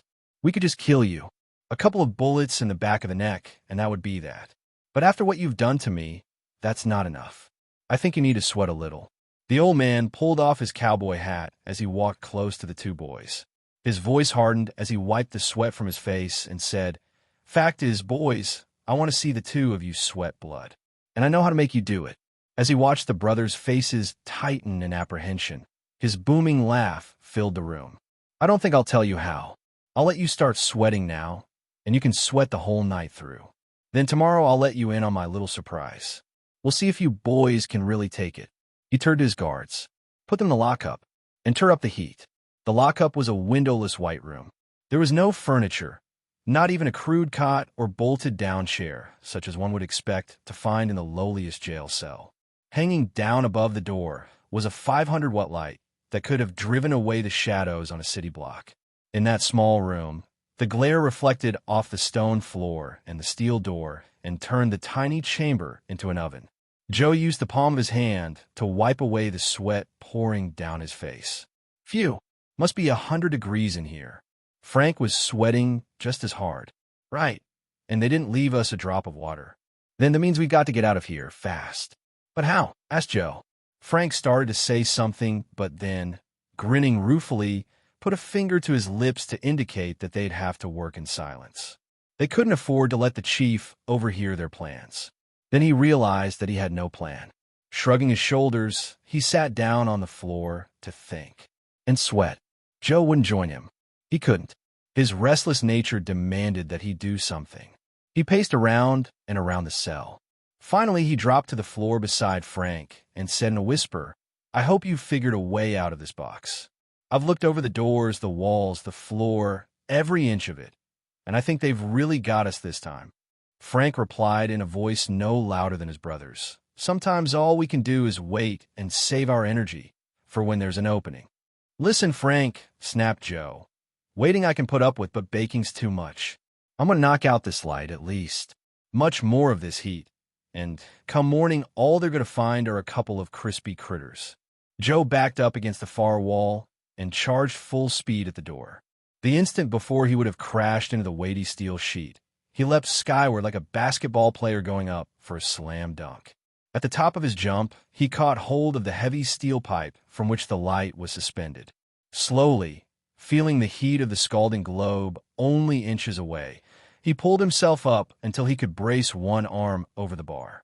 As he reached out to smash the bulb, Frank suddenly jumped his feet. "Wait," he said sharply. Joe stared disbelievingly at his brother. "Frank, if you have an idea, it better be a fast one. I don't know which I'm going to do first, fry or fall down." "Then be quiet and listen," Frank said softly. "Don't unscrew the bulb. Unscrew the fixture. There should be some slack in the wire. If we can pull it down as far as the door, then maybe we can give the guards a hot welcome." "All right," whispered Joe enthusiastically. "Then we can arrange for one of those openings you were talking about." With no tools, and only their thin khaki shirts to protect them from the searing heat of the light, it took Frank and Joe hours to set their trap. By the time they were finished, they figured it was only a couple of hours before dawn. "Now, how do we issue invitations to this party?"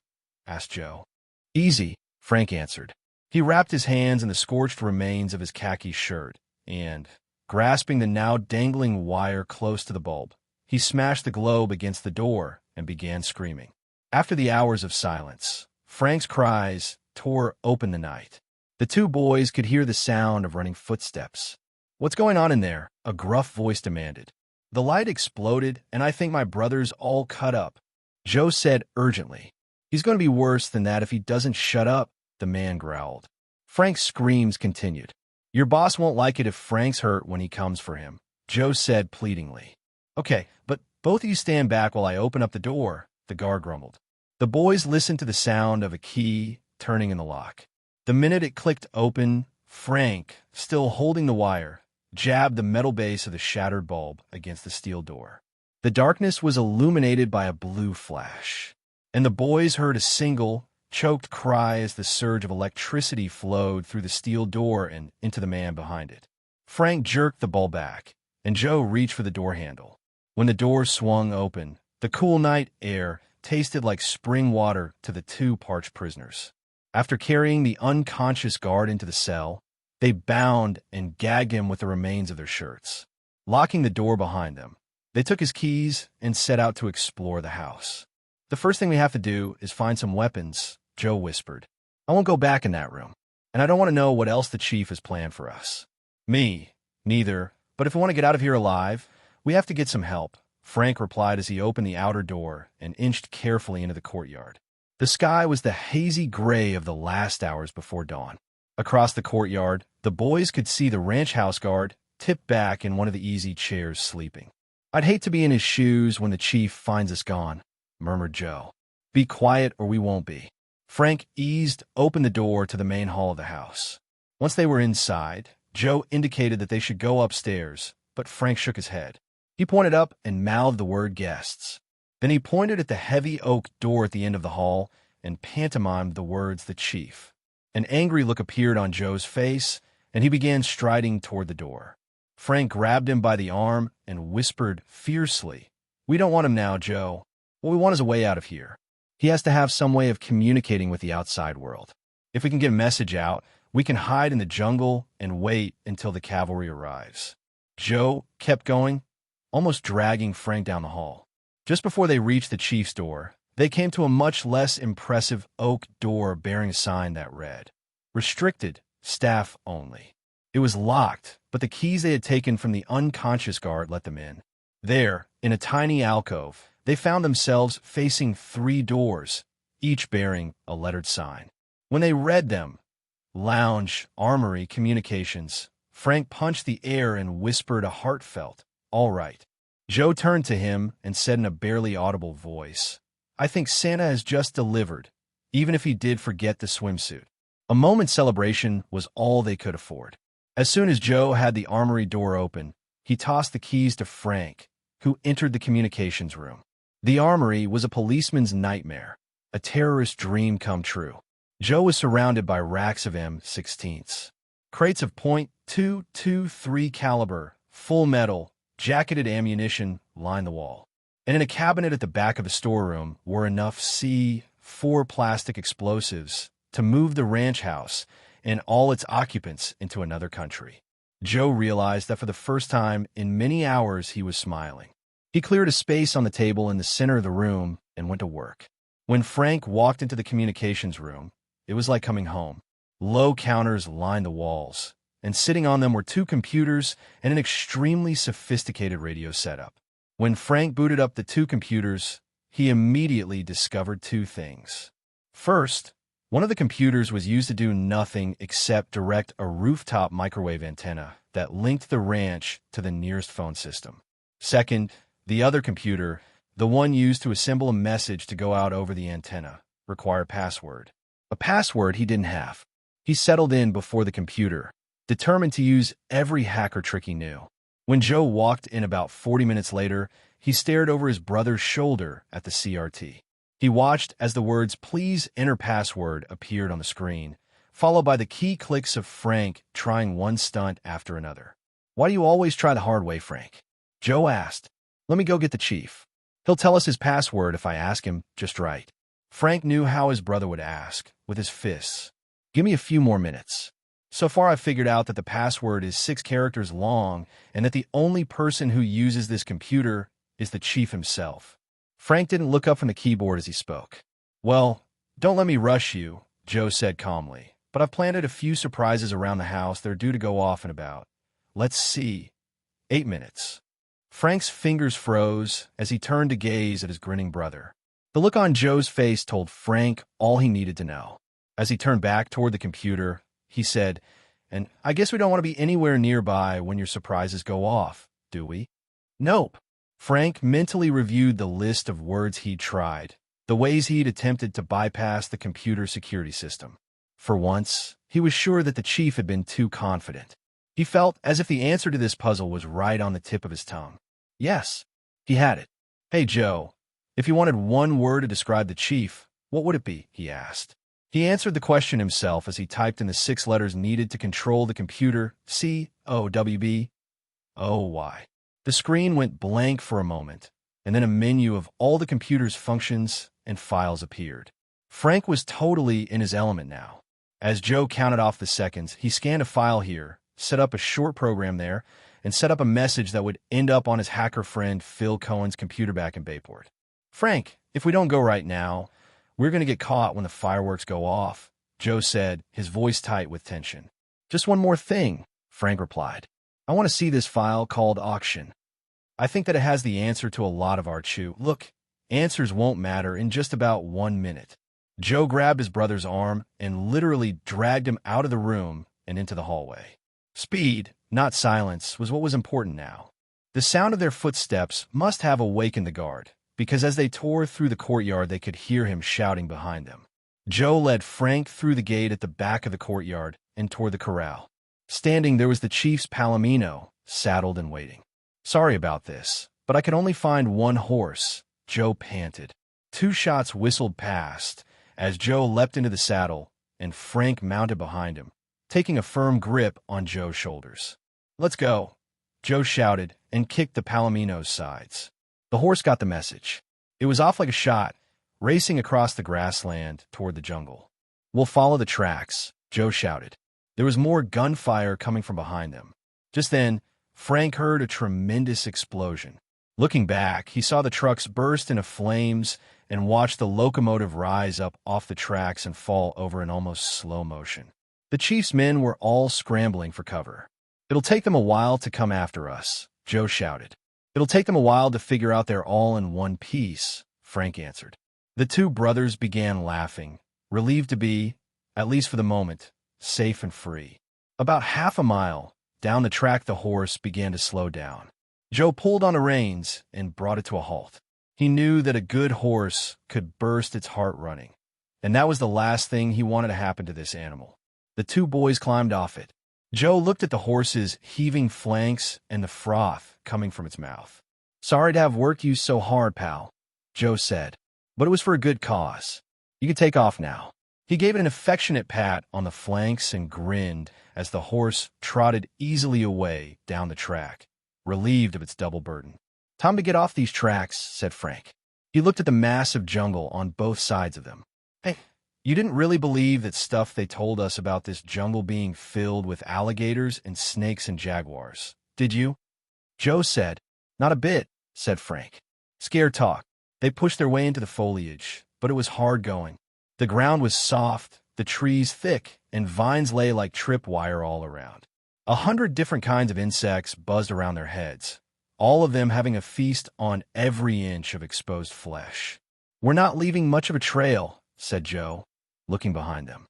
"It's as if the jungle grows right back as soon as we've passed through it." "As if it were swallowing us," said Frank. "As soon as we reach civilization, we can get hold of the police or the army or whatever they have down here and tell them what's going on at the ranch," said Frank. "We can also contact the U.S. Embassy. That'll cook the chief's goose, if it wasn't cooked already." "Nah, I set the charges in the house small enough to just make noise." "The others blew up the trucks and train," said Joe, pausing to wipe sweat off his face and brush away a cloud of gnats. "I can hardly wait until—" He suddenly gave Frank a violent shove, sending his brother sprawling. "Hey, what the?" Frank demanded, then followed where Joe's finger was pointing. The black snake lay where Frank had been about to step.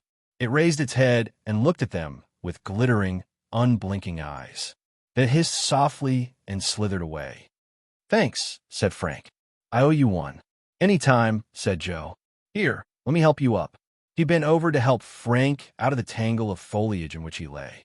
Before Joe could straighten up, Frank grabbed his arm and pulled him down to land face forward in the same foliage.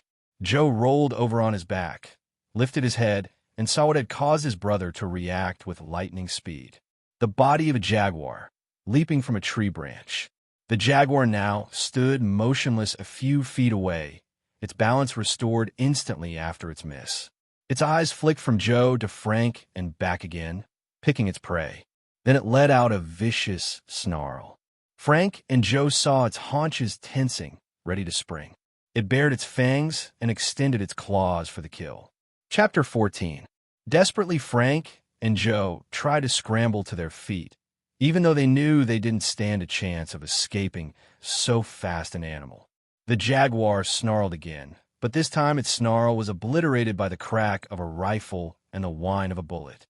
The bullet missed, thudding into a tree behind the big cat, but it was enough to send the animal disappearing into the jungle in 2 giant bounds.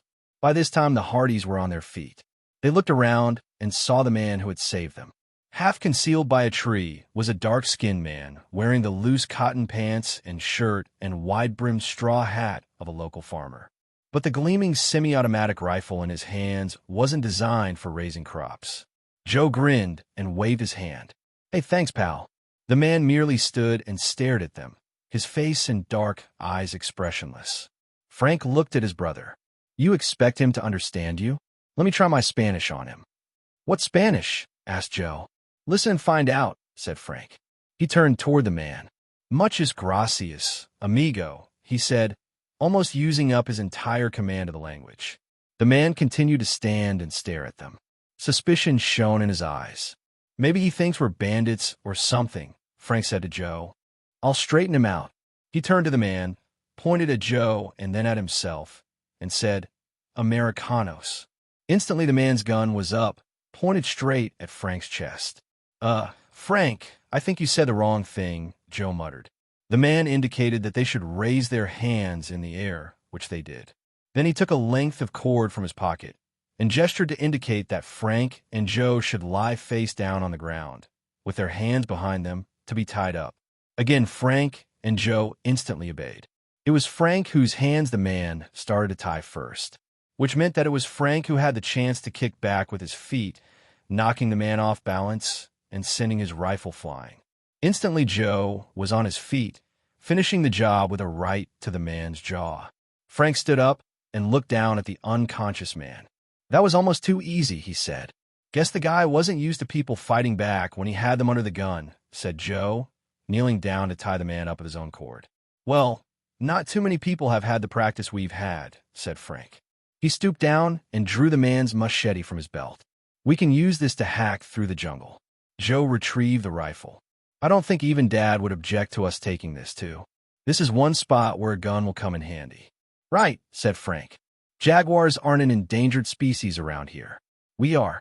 They tied the man up and propped him against a tree. Then they revived him. He should be able to work himself free in an hour or two, said Frank as he started to slash a trail through the undergrowth with the machete. Then he said, Hey, what do we have here? Some kind of path, said Joe. This trip gets easier and easier. Now we can really make time. What say we try jogging, said Frank. See how a sprinter like you can do over the long run. Okay, Marathon Man, said Joe, breaking into a jog.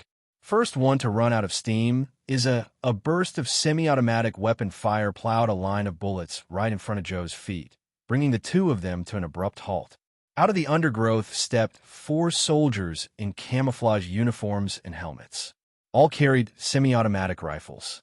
Frank and Joe didn't have to be told to drop the machete and rifle and raise their hands high. They probably think we're guerrillas, Frank muttered to Joe.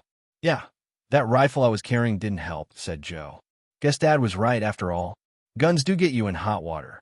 The soldiers advanced toward them, weapons at the ready. The expressions on their faces made it clear that they were not only ready, but eager to shoot first and ask questions later. I'll give the magic word one more try, Frank said to Joe. Then he called out to the soldiers, Americanos. This time it worked. Their faces broke into smiles. Speak English? Frank asked them hopefully. Ingalls, still smiling, a soldier with 3 stripes on his uniform, shook his head, but waved for them to follow him, while another soldier scooped up the rifle and machete.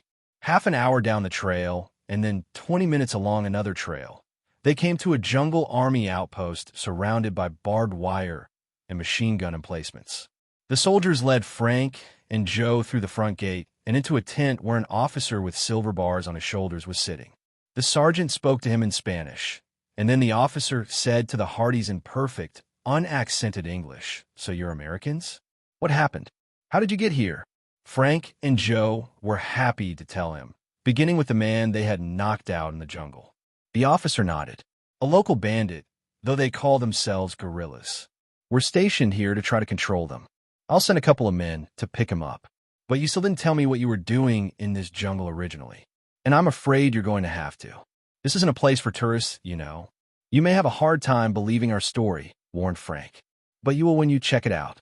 By the time Frank and Joe finished telling him about the ranch and what was going on there, the officer's face was serious. You do believe us, don't you? Frank said. Honest, we're telling the truth, added Joe. The officer nodded. I believe you. It's too incredible a story for you to have made up. And to think we believed that the ranch was an agricultural experiment. Then he stood up. Please wait here. I have to radio headquarters to find out how to move against this viper's nest. It's too important for me to decide alone. After he left, Joe said, Hope the captain lets us come along when they go after the ranch. I'd really love to see the chief's face when they close him down.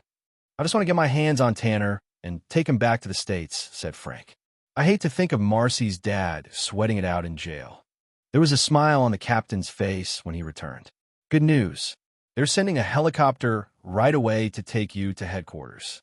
Then, after you give them the details of how the ranch is set up, they'll move in on it immediately.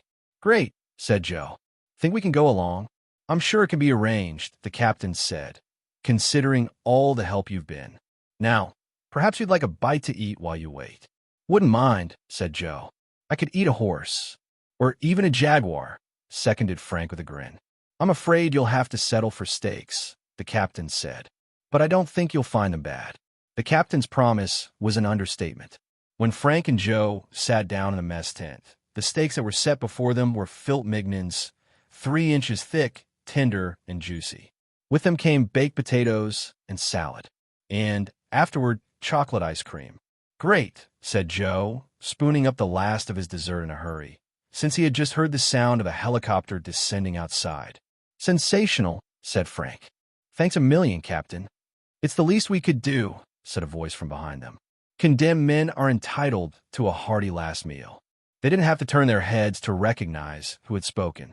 Alex. They turned to see Dmitri standing beside him. Both men were holding .45s. Frank was the first to say what he and Joe realized at the same moment. "You're in on this," he accused the captain. The captain shrugged and leaned back in his chair, a lazy smile playing across his face. "I like to think of it as hardship pay. Jungle duty is no picnic.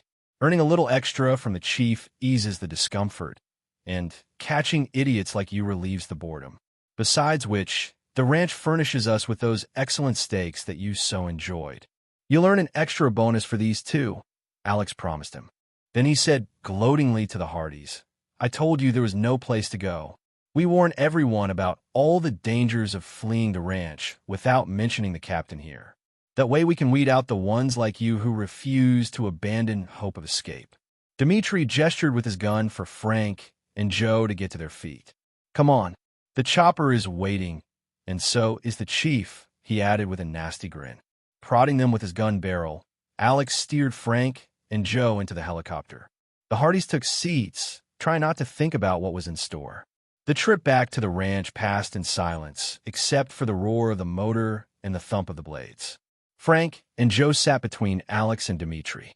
Each of the Hardys had a gun barrel pressed against his side the whole way. Waiting for them at the helicopter pad were 10 guards with their guns drawn. The chief was taking no chances that Joe and Frank might spoil his fun again. "You don't know how glad I am to see you boys," the chief said. His jaw was tight, his face pale with anger. He looked like a spoiled child who'd had his toys taken away. Frank and Joe looked around at Joe's destructive handiwork. A pall of smoke still hung over the ranch from the burning trucks. The locomotive lay alongside the tracks like a toppled giant. When they looked back at the chief, he appeared even angrier than before. The chief waved the guards away and drew his pearl-handled revolver to cover Joe and Frank. "Boys, we're going to have us a party, and you're going to be the entertainment," the old man said bitterly. He gestured back at the house. "Everybody you be here, because every last one of them has got to learn that nobody crosses me in lives." As the boys watched, the guards began driving the men, all the men, from the house, from the barracks, and from the fields to the clearing beside the helipad. The prisoners formed a semicircle around the trio. Behind the prisoners stood the guards, guns up, ready for anything. "We don't need trouble here," the chief shouted. "And these boys are trouble. Every once in a while, I think that you people need to be shown just exactly what can happen if we think that you're trouble." He stepped close to the two brothers, an evil glint in his eyes, and spoke softly, so softly that only they could hear him. "You two have any last words before I put a bullet through your brains?" Frank looked at his brother and said, "Joe, it's been," but he never got to finish that sentence. Joe finished it for him, shouting "fun," and then the world seemed to explode around them. Chapter 15. Frank was alive, but he didn't know why.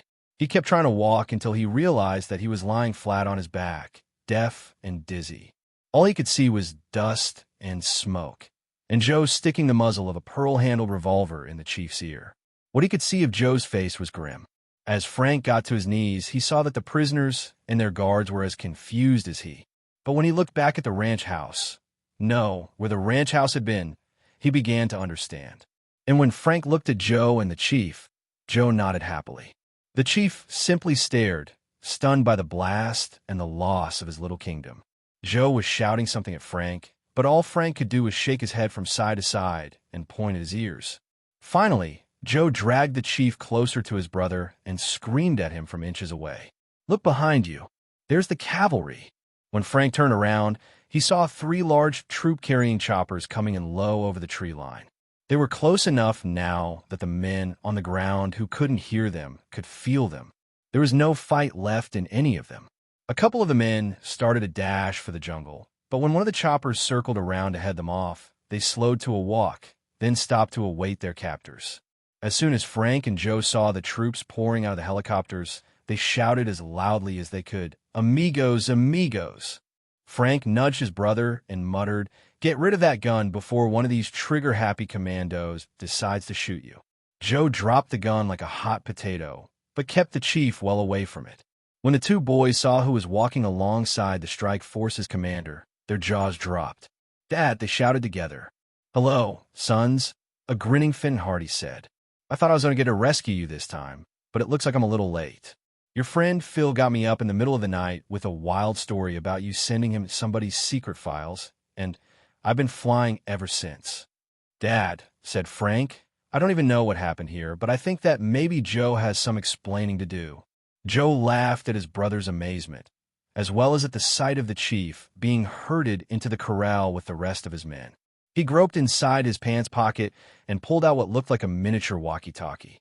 "Well, when I spotted this in the chief's armory, I figured that if we ran into any real trouble during our escape, we could bluff our way out with this radio detonator." Joe stopped for a moment to look at his father and the brother who had been through so much with him. A wide grin spread across his face as he continued. "And I figure it would work even better if it wasn't a bluff, so I rigged a whole case of plastic explosives to go off if I pressed the button.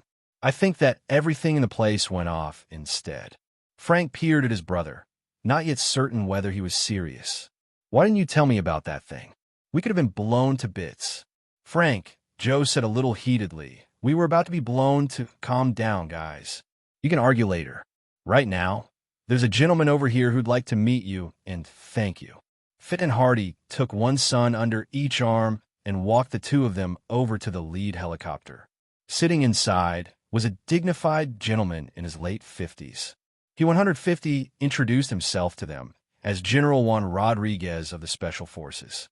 "Gentlemen," he began in his softly accented English, "I bring you personal greetings from my president. We have known about this place for some time, but we're unable to move against it. You have cured a cancer on our land." He stepped out of the chopper to survey the ranch. As he turned, staring intently at the charred rubble that had been the beautiful ranch house, at the toppled locomotive and the smoking ruin of the ranch's rolling stock, he muttered, "But we did expect to get to help in the treatment." "General," Frank said inquiringly, "how did the chief get away with this for so long?"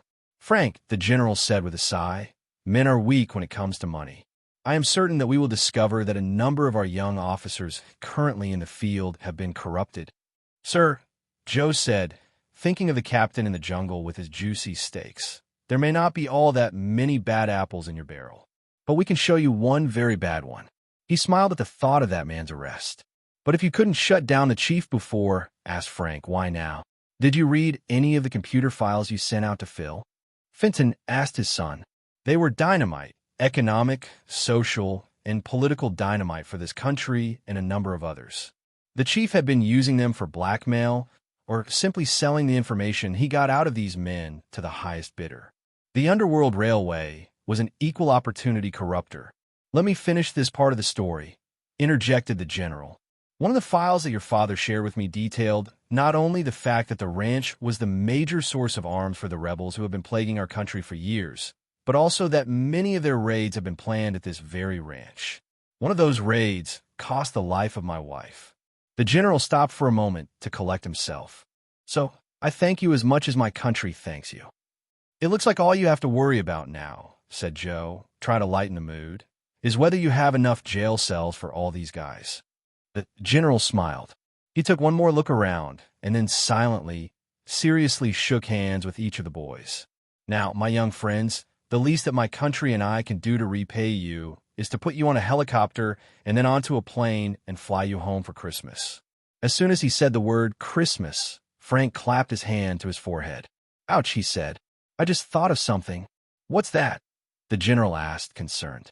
It was apparent that he was worried that some essential part of the case that they were building was missing.